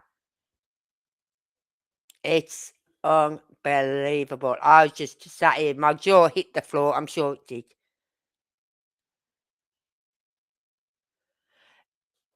The picture, yeah. I don't know. Right. I think that other picture I just showed of McClure, that looks like KP side of the family. Right. Because that does look, she does look like KP. So it's either the mother, her mother, Frances, got remarried again and had another child. And look how that one's turned out, right? Or the father got remarried again and had another child. And we heard she's got 2 sisters, even in California. There's a pic of Katie Sebastian and some guy holding a little girl. I wonder who he is there.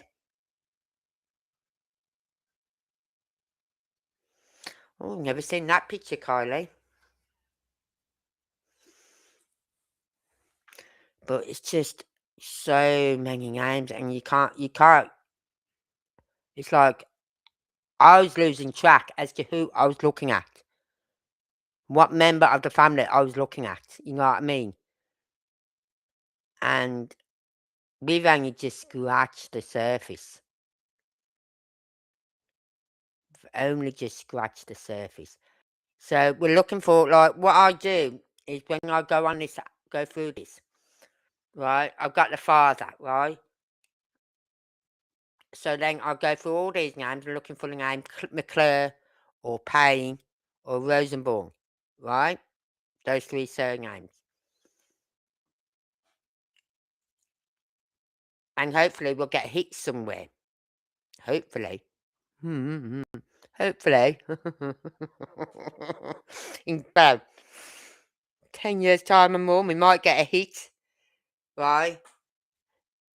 But there's a lot to be searched through.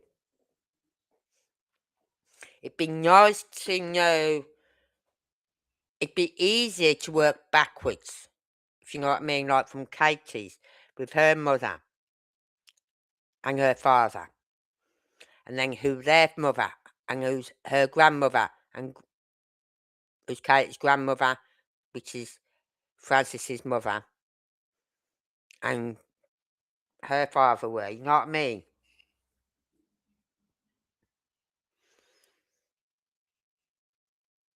So the grandfather must have been from the one she lived with when she was about 16, 17. Right? She must have been not from her mother's side of the family, but her father's side of the family. If you get what I mean?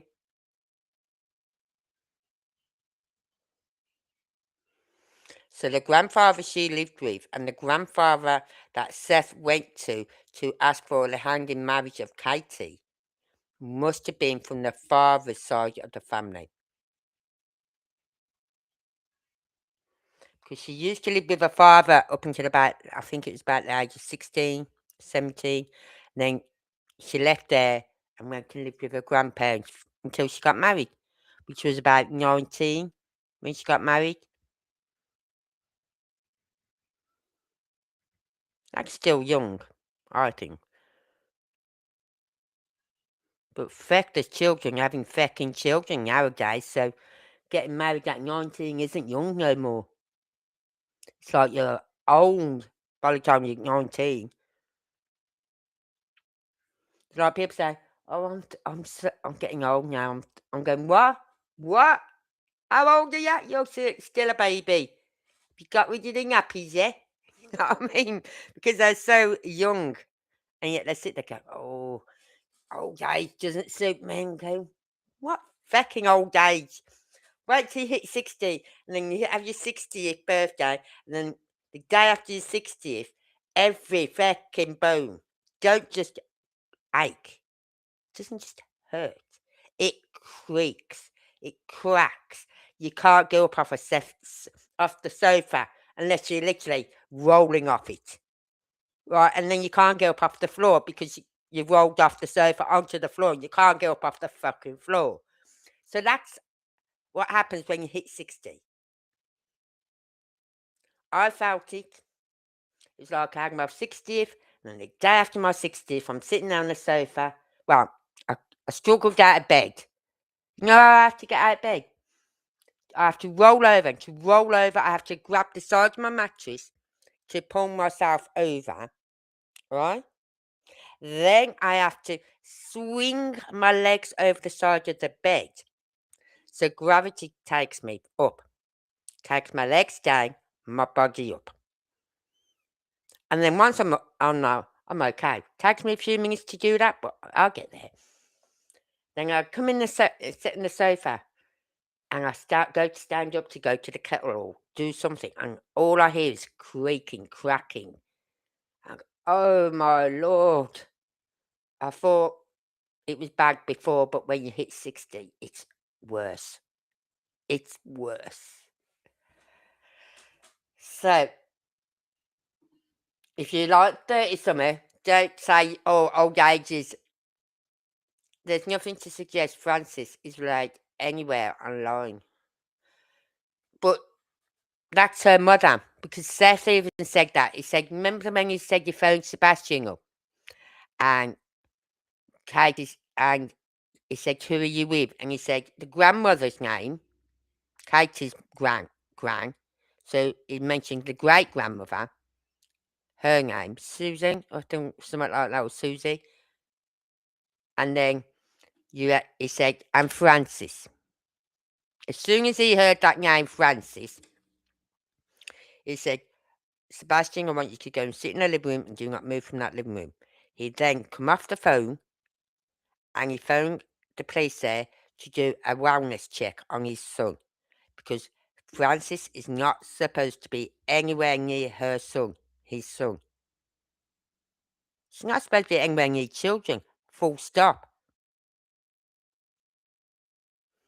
So why hasn't she been picked up for that? Why was her parole officer not informed? And why was she not rearrested and took back in the clink?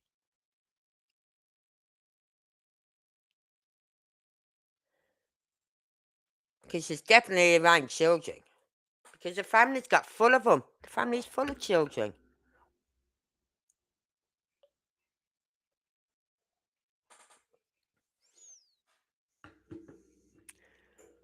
And then you got that half sister, who they believe is from Katie's mum's side.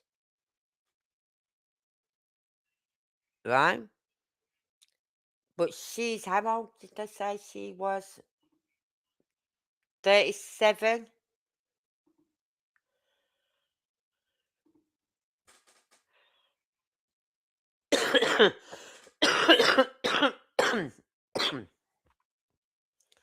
right? So people at the same age as Katie, because Katie's about 37. She was 35 when Sebastian went missing. So she's got to be 37 now, coming on 38. Yeah? 38 next year. Or 38 this year, whatever. So I don't think it's from the mother's side. I really don't. Because how could she have Katie and have another child at the same, literally the same year? Well, it's possible. Possible. I've heard of women having a baby, then literally 9 months later having a second one. So it's possible by a second person, by another father. But I don't know, I think it might be from the father's side.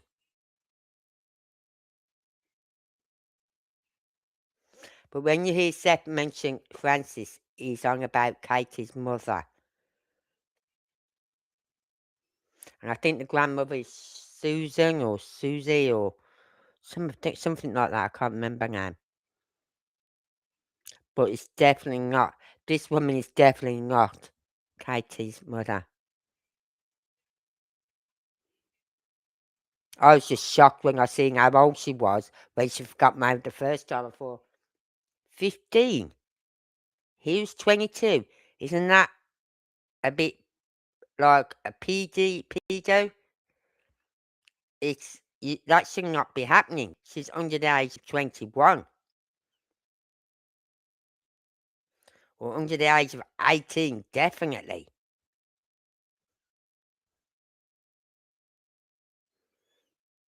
So I don't know what the law was in back then when she got married.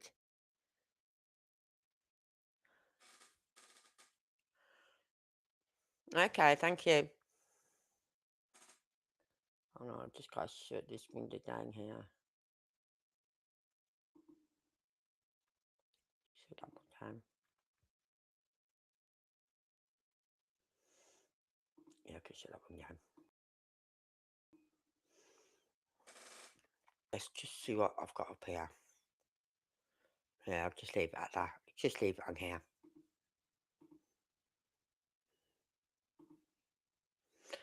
But it's just name after name after name. So then you've got, that's her father. Right, so if you do all these names, then you've got his father, which would be Deborah's Harrison's grandfather.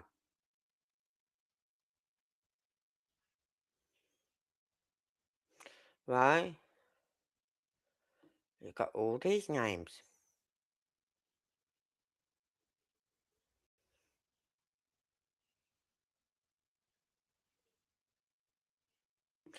Feck's sake, her great grandfather, mother was only 16 years when they got married. Oh my lord.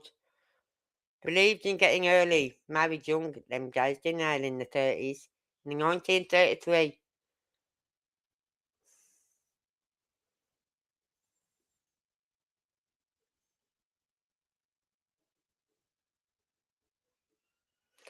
Right. Graham Harrison got it 19.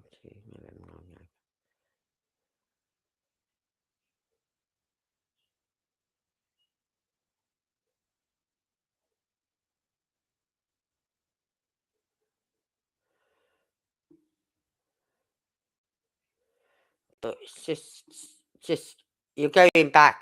If you click on his father, you're going back. So we really don't want to be clicking on the father, like Claiborne's father. We want to be going forward. Right? So that's Deborah Jean Harrison. So we really don't want to be going to her father or her mother because that's going forward. So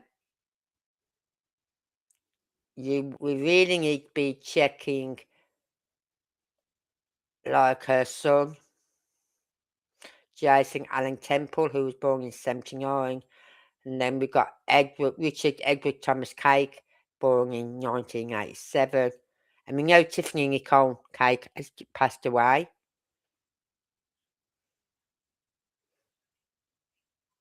So, but it doesn't say anything here about her daughter passing away. There's no information about when her daughter passed away.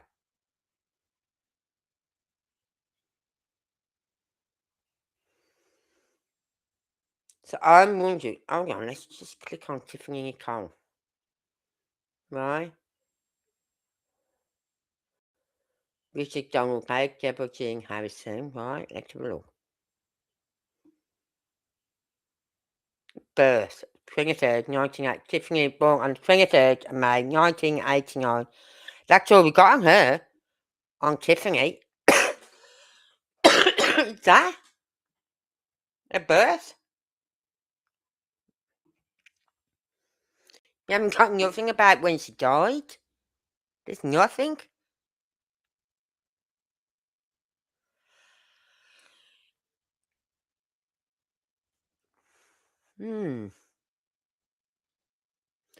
Because it would make her like 36 now, if she's still alive. But she isn't, we know that. Hold on, let's have a look. That's the birth records. Let's see what it's got here. She hasn't even got the death certificate. It's got Tiffany Nicole Cake, birth date, 23rd of May, 1989. Birthplace, Chesapeake, Virginia. And that's it. Got anything about her death? The date she died? Nothing.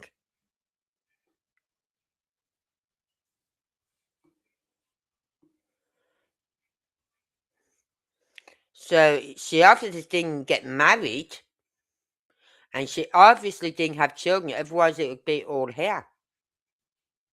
If she had got married or if she even had a child by anyone out of wedlock or anything like that. There's nothing to say she had a child, nothing.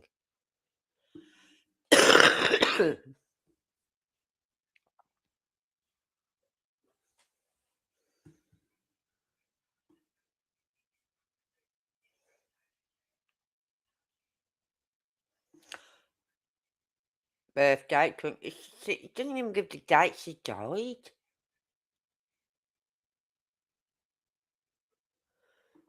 So that's weird. That there's nothing about for Deborah Jean Harris after 2007, and there's nothing for her daughter, Tiffany Nicole Cake.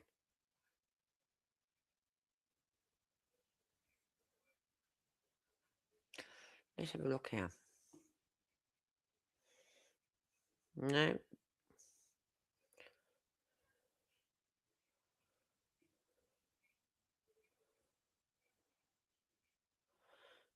Birth records, Jason, Richard Young Cake, Richard Edward Thomas Cake,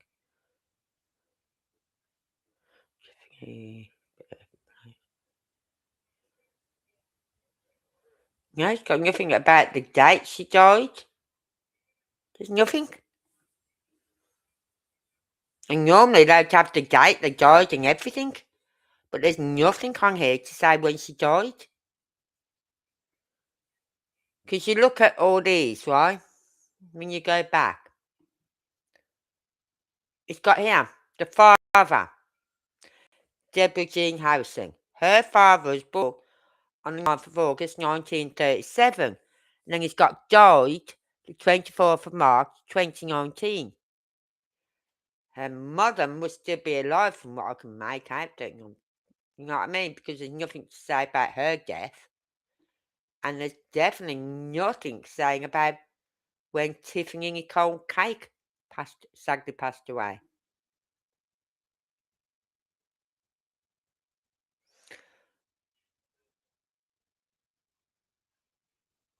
So, why isn't it on here though? That is weird. You know what I mean? Even when you click on her name, it doesn't tell you she passed away. She died on this date. Doesn't tell you nothing.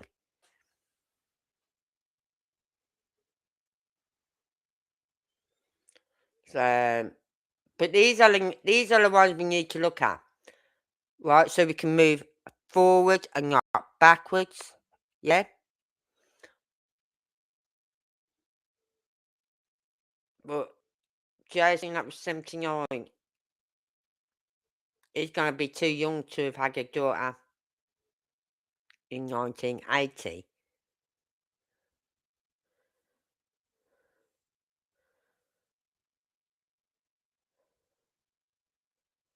So who could we look? Oh, hold on. So he's gonna be too young. Jason Allen Temple is gonna. He was born in 79. Katie was born in 80 something. So even if Katie was born in 89, that would only make him 10. So he's too young to. And we know Tiffany didn't have any children because there's nothing there to say. Look, I'll pull up Jason Allen Temple, right? Deborah Harrison, right? She's got their dates, everything.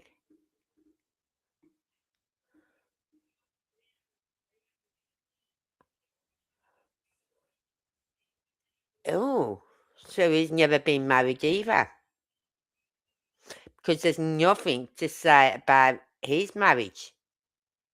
Nothing saying whether he'd been married, Jason Allen Temple. Because there's nothing there.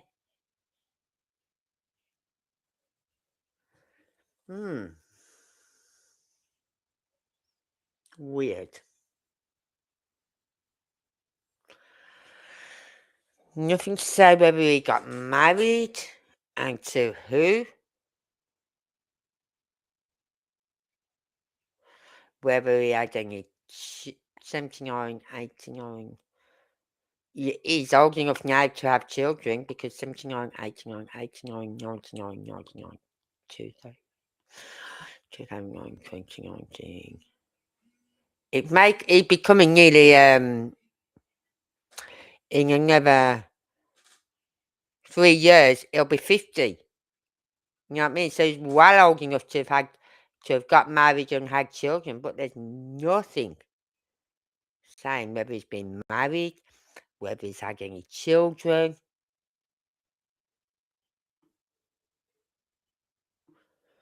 Because when you go back here, it's got here. This is for Deborah, right? And it says family one. That was when she was married to Temple. Jason Allen Temple, right? Then when she got married to Donald Cake, it's got Richard Edward Thomas Cake and Tiffany Nicole Cake. But with Alvin Jason Temple, there's nothing to say he got married. Let's have a look. Let's see what we've got here. Marriage. Yeah, that was Debbie Jean Harrison. No, no. No, there's nothing to say they got married anytime.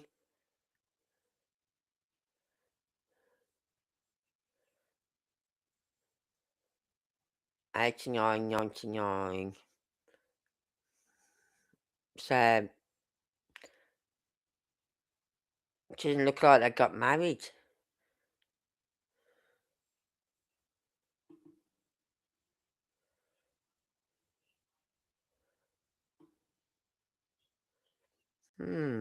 That is weird. Why isn't there nothing? He obviously hasn't been married. That's all I can think of. Because it would be on his records.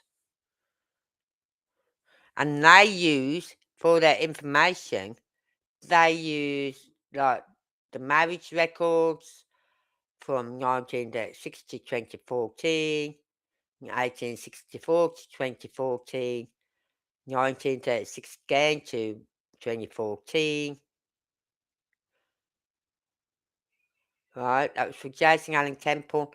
Birthday 16th of June 1979. Birthplace Norfolk, Virginia.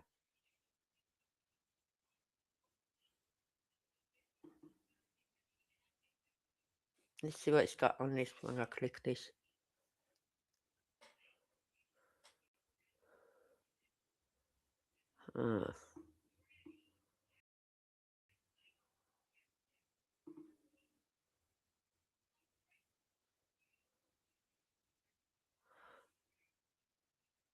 I'm not going to put the details in because as soon as I do, it's going to say, and I click to go ahead, it's going to say, please pay this much.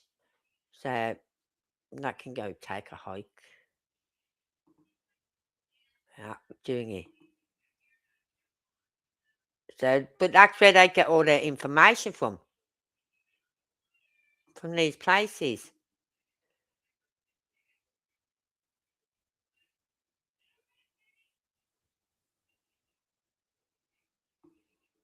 So surely, if Jason Allen Temple had ever been married, it would be on his records. Or if he's ever been married or had a child by someone without being married, it would be on his record, surely.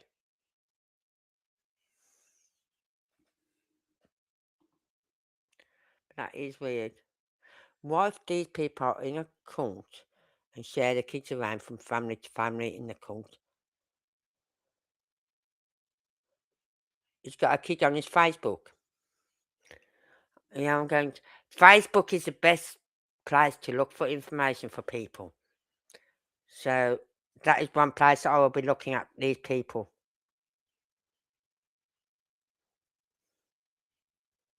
But why isn't this being updated then? This was last updated. Well, I'll tell you when this was last updated. This was last updated. Last updated 26th of September 2020.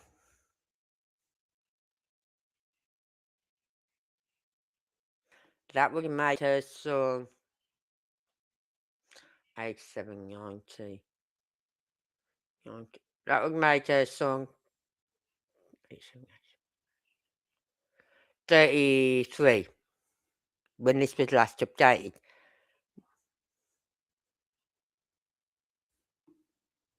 So there's nothing to say he got married or he's had kids. Nothing. The son. Either of them. Thomas Craig.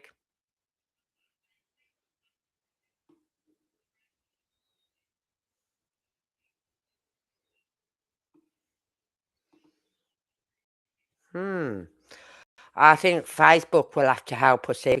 But it'd be nice. Well, we've got the date of birth, so we could always punch in the date of birth to make sure we got the right person and the area where they was born and things like that. So we can always look them up on Facebook using this info. Hopefully. But yeah, I think I'll be doing some research. Hopefully, if it's tomorrow is a nice day, I need to get out into my garden again. Ooh. What if these people in the cult? I don't even want to go there, Kylie. What if these people are in a cult and share the kids around from family to family in the cult? There's another brother listed on Google with different last name too. Someone Haas. I'm lost. I'm losing all. My eyes are just go boom. Because all these names are like little digits at the moment to me now because there's so many names. And the deeper you dig, the more you're finding. But I'm more interested in finding a family member who's related to Katie. And so far, the only one we've got so far is that McClure. That's her half sister. That's the closest one we've got to Katie, is her half sister. It's okay. This is what I love about my channel. Everyone is open to their views, their opinions, but I'm not going to let my mind go there because, oh God, no. But I think what happened with what Katie's mum did, right? I'm wondering, did Katie's mum get pregnant? Frances get pregnant with Katie, right? And then after the birth or before the birth, her and the father split up.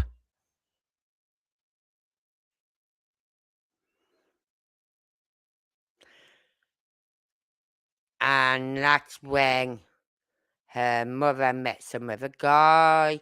And that's when all this sordid detail was coming into Katie's life. Because I think if her father was involved, he'd be in prison, wouldn't he? He wasn't. Her father was not put in prison. She was living with her father up until the age of 16, I believe.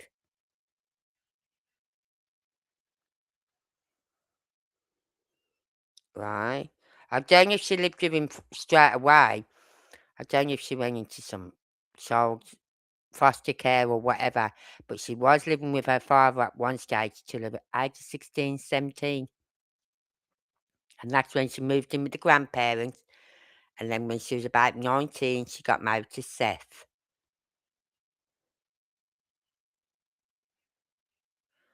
Yeah, I'm able to put pics up on my screen. What do you want me to put up? What pictures? The ones you sent me.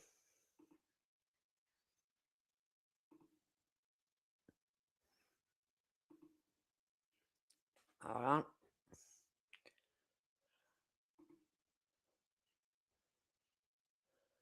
Let me just get this up.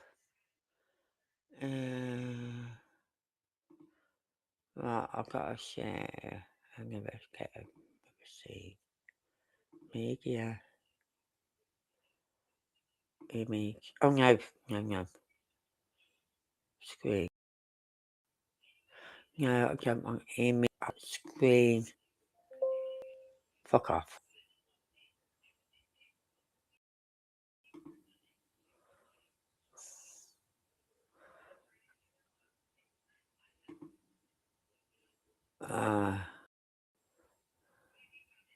That picture. Oh, yeah, hopefully it'll come up on the screen. This picture, Kylie.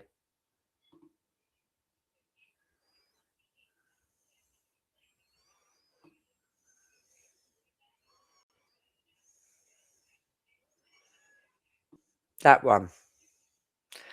That's the only one I've got is that and that.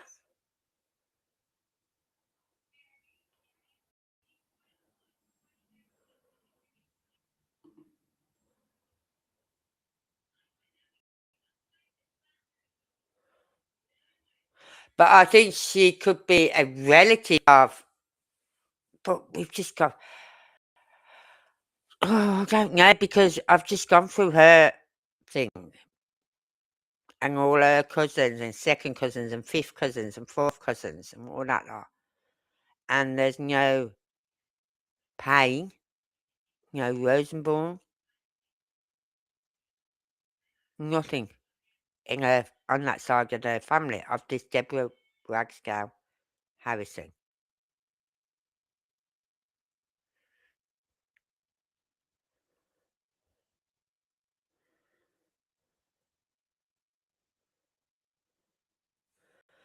So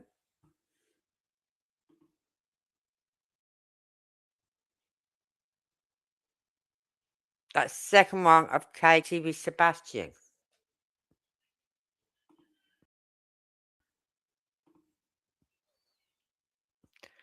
That one.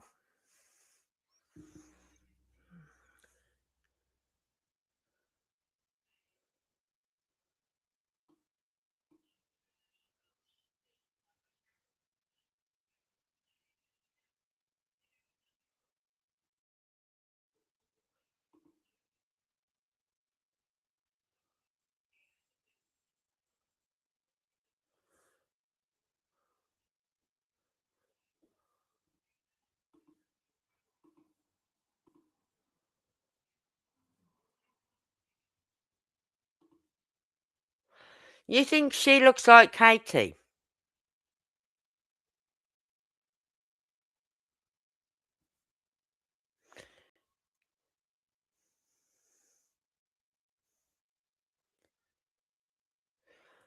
But there's no connection in her breakdown of her of anything to do with KP.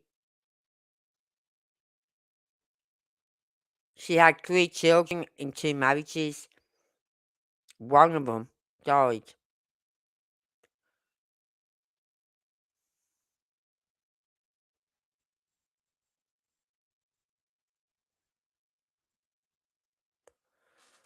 So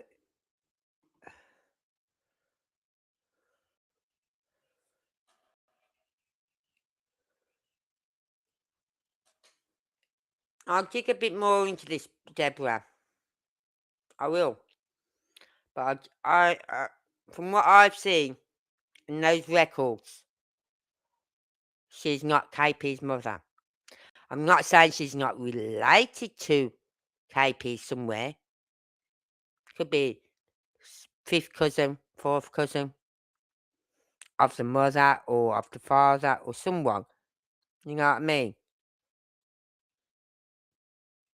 But she's not KP's mother.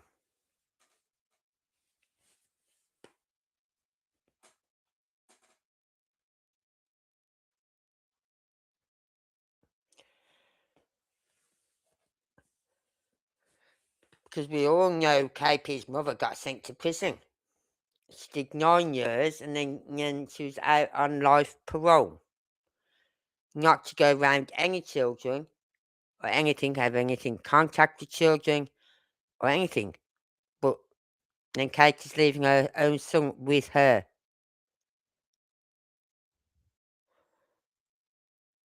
So, but there's nothing to say she's got any connection, like blood, like cousin or anything to Katie.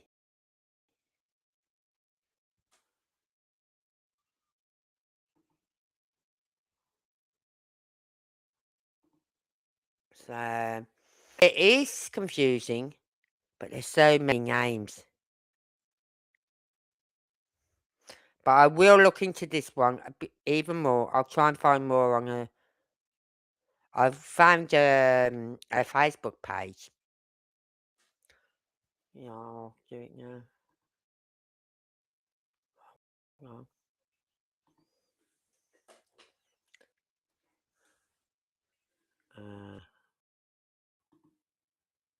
hold on.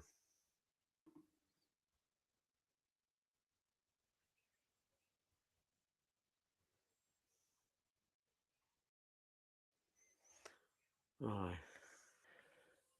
Let me just stop sharing this a minute. Right.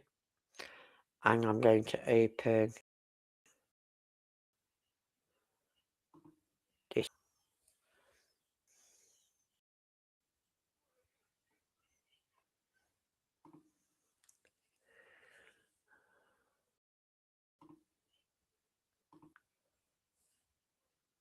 Right.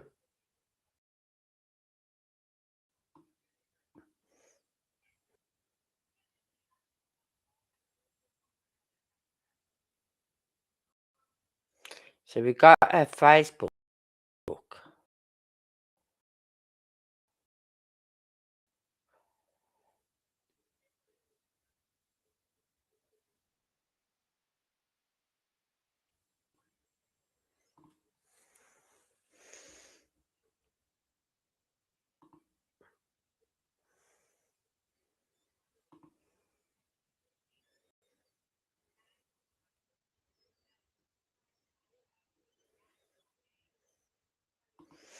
So it doesn't say if she got married again after 2007. And this is Deborah Ragsdale, yeah? And we've been looking at Deborah Jean Harrison. This is Deborah Ragsdale Harrison.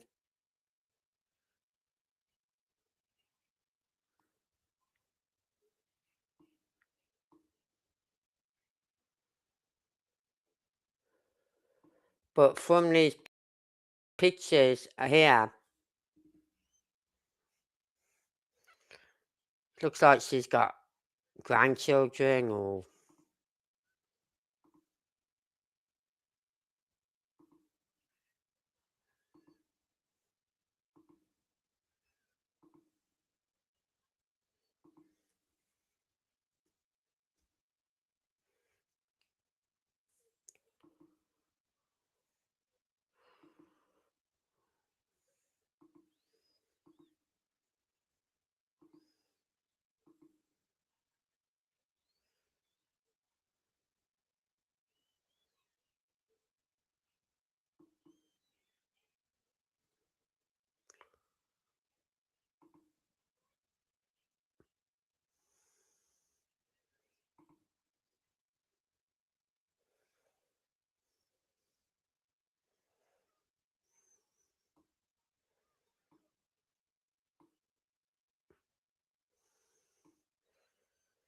I want to know who that guy is with Katie and Sebastian. What guy? What picture?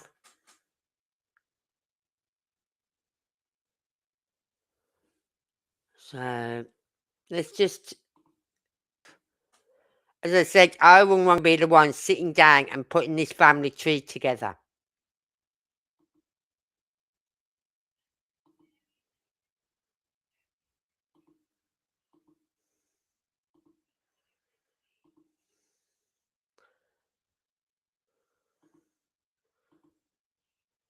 Oh.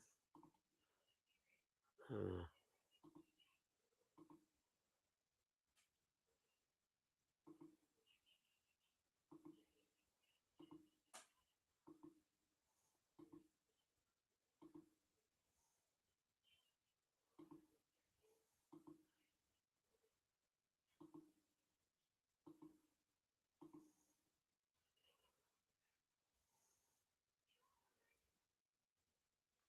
That could be possibly a grandson. Too young to be a son. Possibly a grandson or...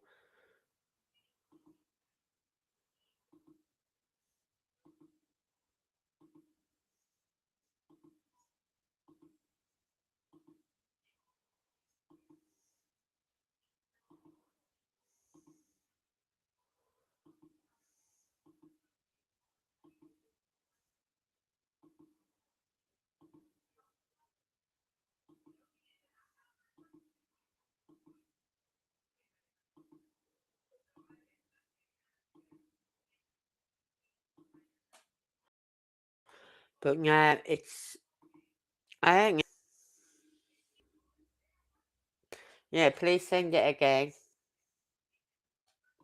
Because I don't know what picture you're on about. I've got to go down here.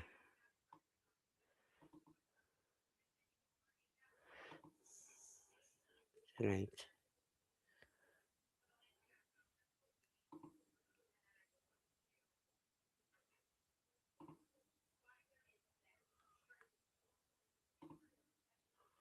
So I'm just deleting some of my scenes because I don't need them all over.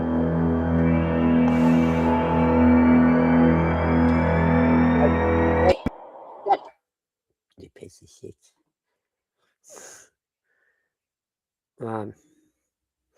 So, well, it's too many. I can't... What am I doing? Stop sharing that one.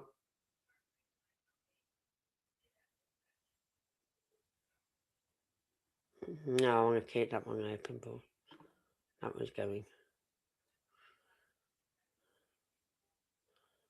StreamYard. Restream my 6 time.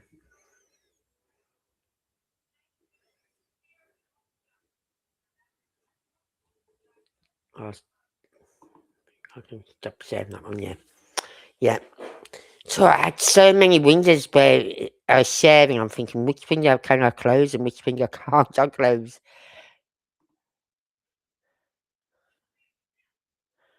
That's okay, Kylie, no rush. But that's a different name though. Deborah Ragsdale Harrison. But this is what we're looking at here is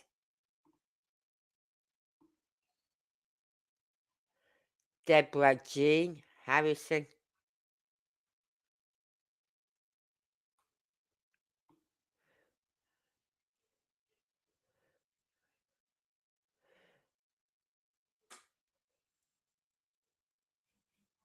So I don't know, because there's no mention of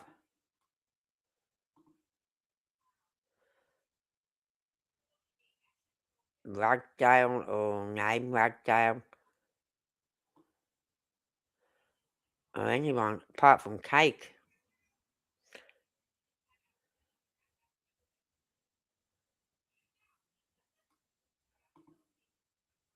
What's this woman?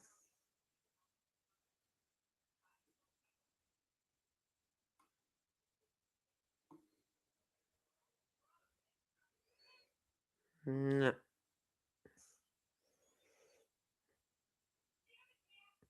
See, they haven't got. See, this one here, Dorothy Lee Farrer, which is the mother to Richard Donald Cake.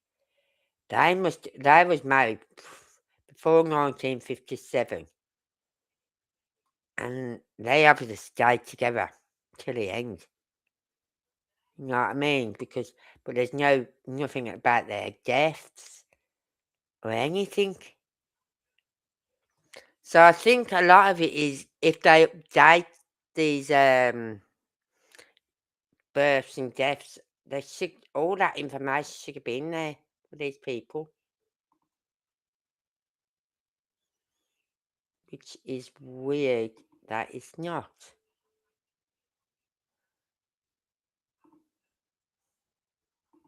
Let's close that window down.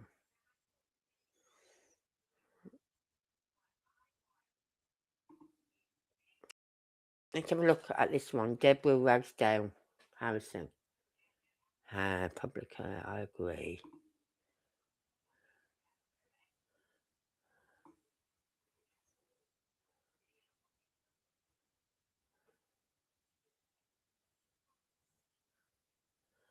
Right. Deborah Ragsdale Harrison currently is 74 years old. Currently lives in Chesapeake. I'm not giving the address out. She did live in Charlotte, North Carolina.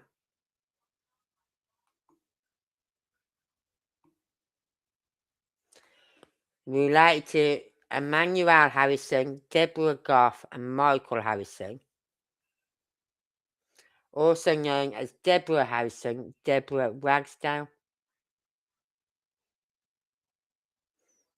So that's why you got the Deborah Ragsdale Harrison name.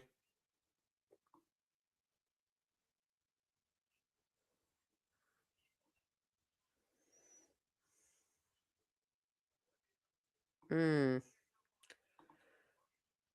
think I'm going to be searching some records for this woman. Pic is a screenshot of a video zooming, and there's 4 separate pics there. Right, what I'll do, I'll go in now and have a look. Right. I'll download them so then I can put them on my... Don't need that one. This one. That's the one I want. So I'll download that. Okay. Then I'll open this one. I'll purchase later. And I'll get up on this app and then I'll share it with you once I've got it up there.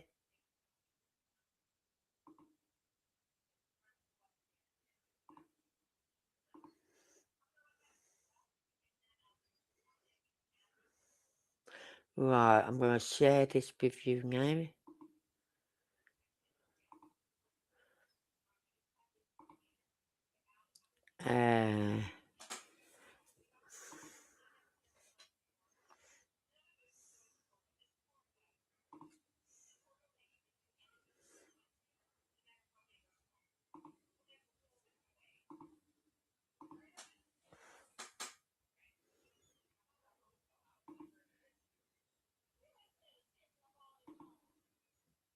Right, that's up there now. So I'm going to go into this and I'm going to zoom in, okay?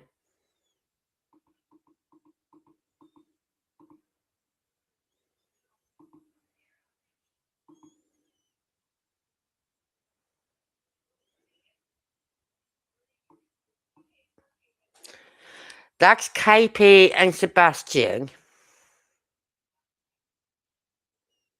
Would that be Faith with Chris? Because she looks very young there. She looks like a little baby sort of thing there.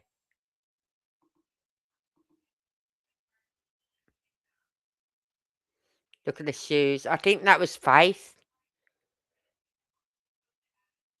And that's Chris.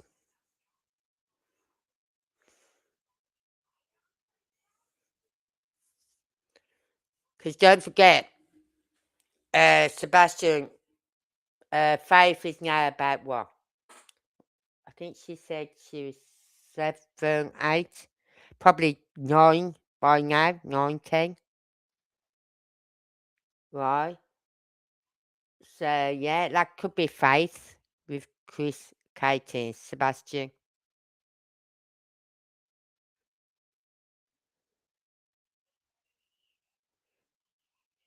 Or one of their other nieces from his cousin's side of the family. Yeah, like Danny Guy's children. Or even Melissa's or Carrie's.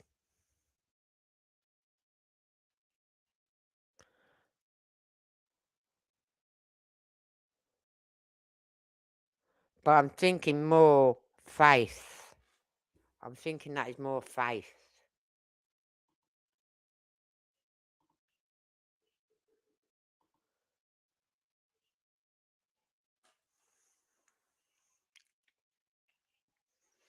Yeah, that's KP, Sebastian. I'd say he's about, what, 7 there? 7? Yeah? And Faith was, what, how old was she when Sebastian was 15 when he went missing? So that's 8 years. So, yeah, that could be Faith.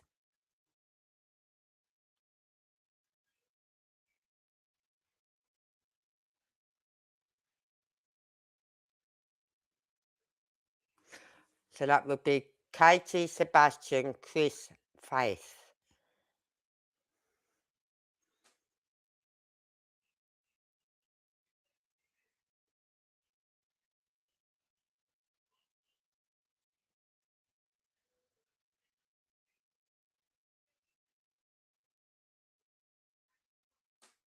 Yeah, that is Katie and Sebastian. He's about 7. And I know Faith was about 8 when Sebastian went missing.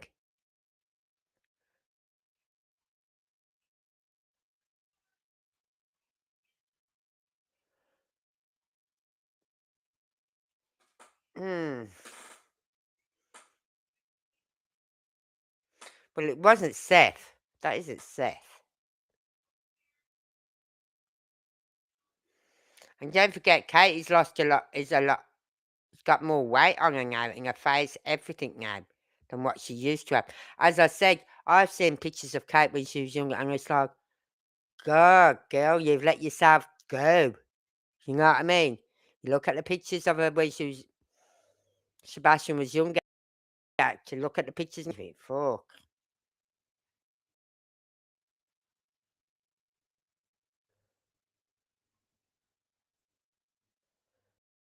Not CP. Well, I don't know then. It's death. That does not look like Seth to me.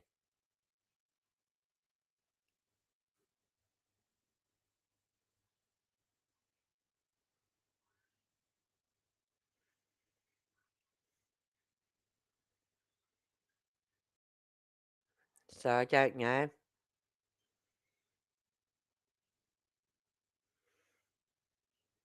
Hmm. You got me thinking now, Kylie.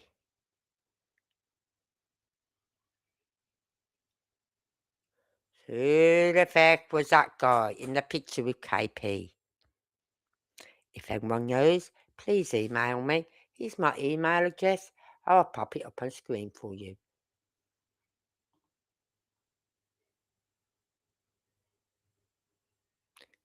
If anyone knows who this pitch person is here,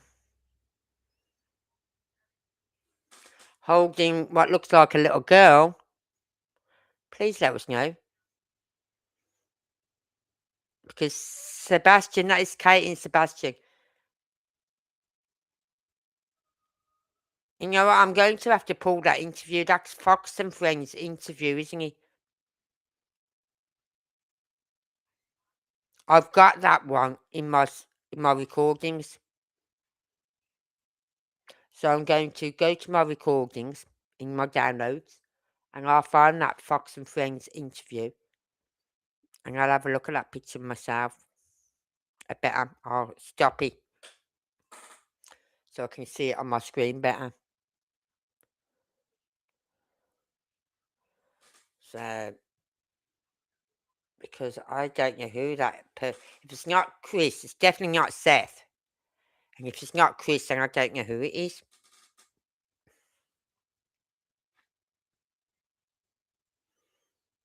Looks like he has sunglasses on. It does, doesn't it? Yeah.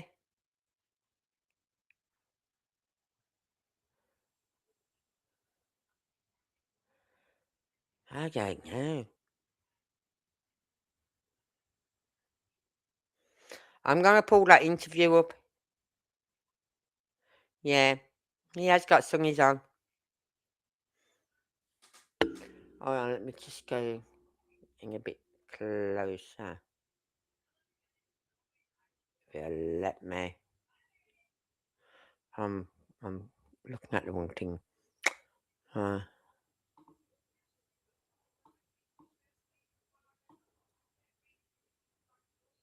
Who's that person? That's definitely KP and Sebastian. But who's him? Oh, you put it down to Chris. But then again, look at his nose. It's got like a bend in it, hasn't he?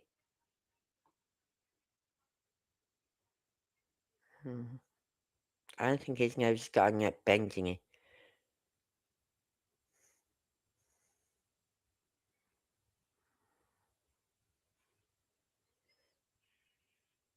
Please, anyone, if you know who this is on the screen, please email me. If you know who this guy is here holding this little girl, please email me. crimeandjustice66@gmail.com. Because it's definitely not Seth. Don't forget 7 years ago. I coming up to 10 years ago now. Nearly 10 years ago. He's put a lot of weight on since. Perhaps he didn't have all that weight on. You know what I mean?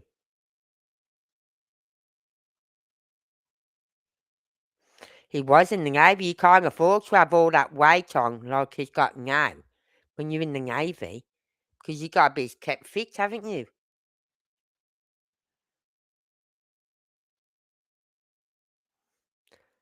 Oh, I've got the link. I already know. I've already got this recording saved.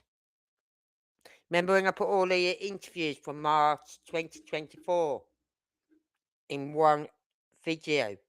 This is one of them. I'm sure it is. I'm sure it's Fox and Friends.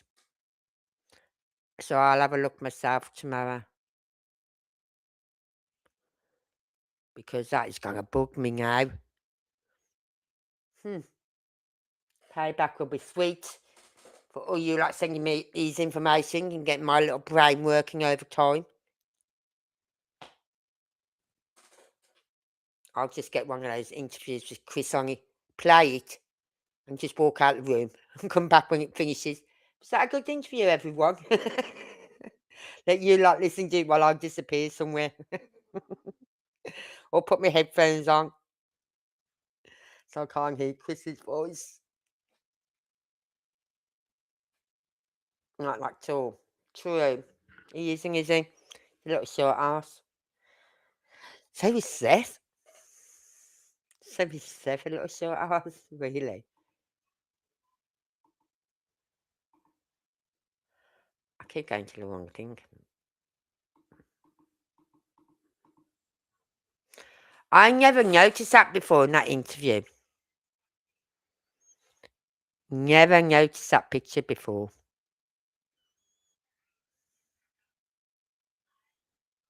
Because that is curious now as to who that is.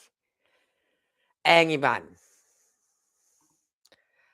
as I said, we have got some work. Notice the traffickers' colours, red, white, blue and green.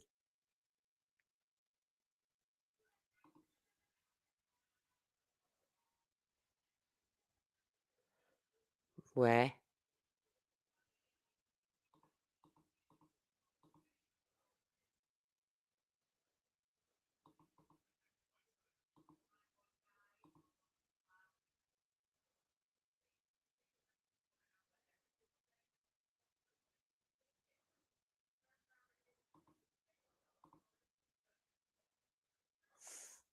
Not no more reason. But don't forget, as I said, he was in the Navy. They couldn't afford to have all that weight on him in the Navy.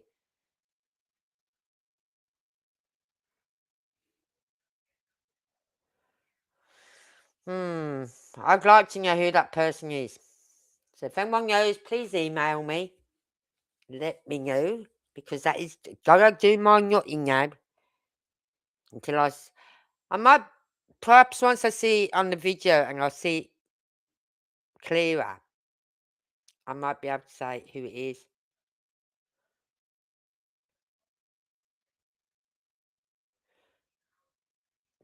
Pick, is it Tim Mullins? Tim Mullins from Summer Wells case.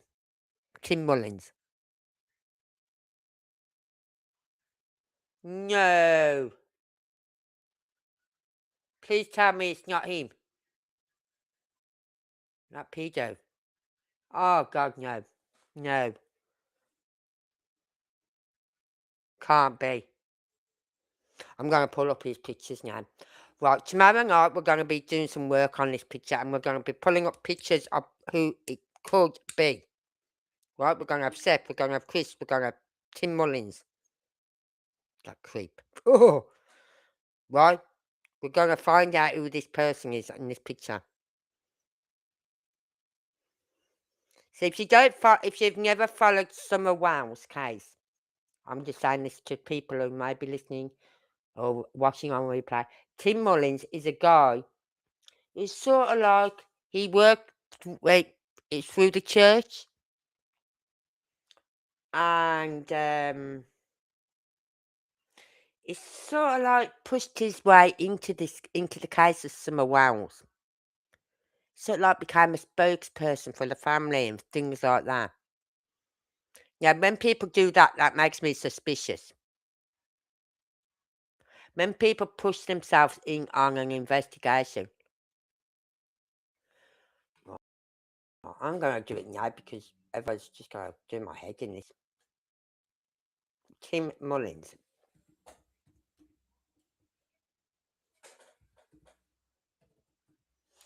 How do you spell it again? Mullins. Right. Oh.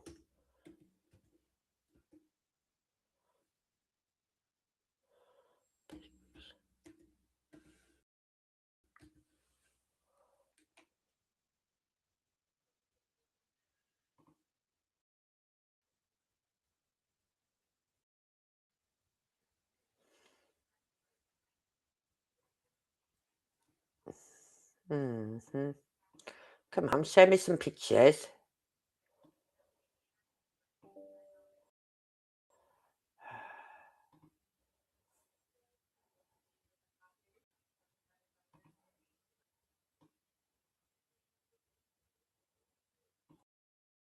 Oh, fuck off. Right, it's not giving me what I want.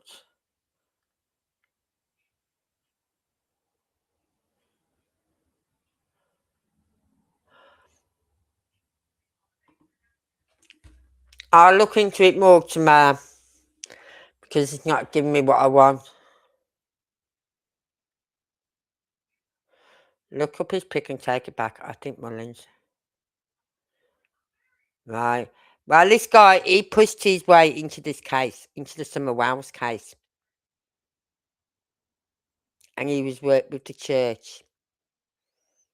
And I've also, and the woman as well who worked with the church, who did a lot of work, who, little Summer Wells adored this woman.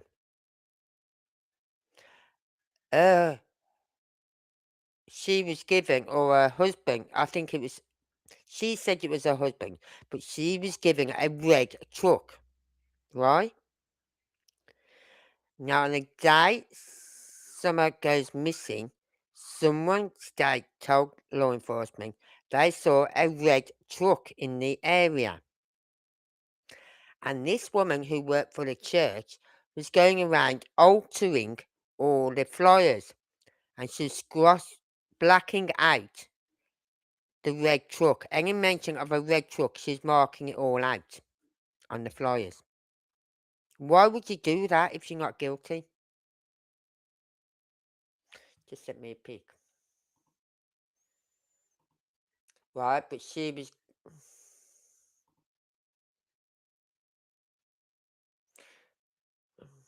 Come on.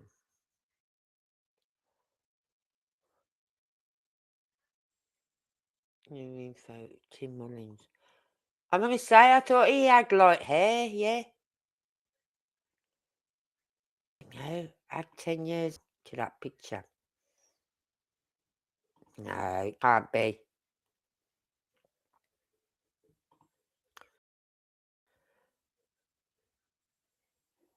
It can't be him. I'm going back and forth from the picture you've just sent me to this one. He's got darker hair. Tim Mullins had light hair.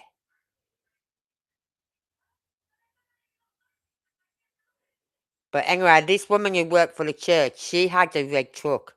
And she was going around and altering anything on the flyers that was hung up or posted, marking out the fact of the red truck. Right? And I said, why would you do that if you got nothing to hide? But Summer adored this woman. And she worked with the church as well.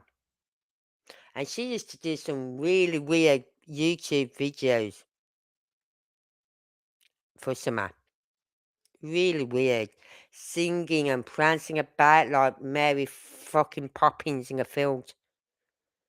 You know what I mean? She was one weirdo. And he was weird as well, that Mullins. Robin Lane. Yeah, that's her name. She was so weird. So it doesn't put it past me that Summer Wells has got some. I say Summer Wells has got something to do with a cult. I really do. That one I do believe is something to do with a cult. A cult. Right? And I think Robin's involved in it. I think that Mullins guy's involved in it. And I don't give a feck. Prove me wrong. If they're not involved in the Summer Wells case, prove me wrong. But she had a red truck, and a red truck was seen in the vicinity of where Summer Wells lived, and on the day that she went missing. So prove me wrong. And then Mullins is pushing his way in and speaking for the family and things like this, and oh, it's weird. And they both belong to this church where they used to go. And as I said, little Summer adored that Robin name. She knows. Yeah, I agree. Yeah, yeah. But oh god, I hope not. Because what the fuck is she doing with him? What the fuck is he doing with that? If it is, say it was him, What the hell is KP doing with him? And what's he doing with a young girl? And why's KP got her son with a guy who no one knows is a... Oh. Yeah, but Robin, she used to do some weird videos on YouTube.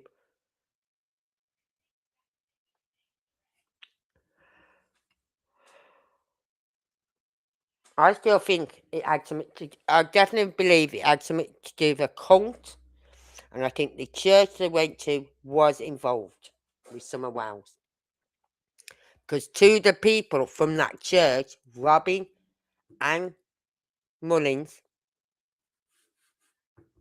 both was pushing themselves in on this case. The day she went missing, them two were up at their house on the night time. Well, I don't know about Robin, but I know Tim was. Tim was up there. I don't know if Robin was. Anyway, I'm going to leave it there, everyone, because... Hang on.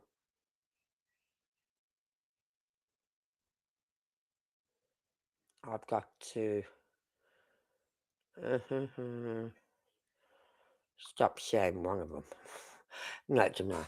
I've got to get up in the morning and I've got to take my tablet and I'm hungry. I need to go and get something to eat and drink and take my tablet. So I might have some pancakes with syrup and strawberries. Does that sound good for like 10 to 11 at night? Pancakes, strawberries, and syrup. Yep. Anyway, I'm going to leave you all there. Now you've got my brain really frazzled. I'm going to leave you all there so I can rest my little brain cells a bit. Hopefully, if anyone is took any screenshots, you might be able to find some information out for me. If you can, there's my email at the bottom. Just email me. I will get back to you if you email me. Even if it's just to say thank you for the information, I will look into it. I do get back to you. Anyway, so until then, everyone, please stay safe. Never slow up, no I don't take shit. I got no love for the fakeness. If you wanna play tough and wanna hate this, I'll always show up. I don't ever slow up, no I don't take shit. I got no love for the fakeness. If you wanna play tough and wanna hate this, I'll always show up and make a statement. I don't ever slow up, no I don't take shit. I got no love for the fakeness. If you wanna play tough and wanna hate this, I'll always show up and make a statement. Everything I do so instinctive and so passionate. Every word I move so descriptive like an adjective. I got a vendetta against people who patented being negative when you should be getting after it.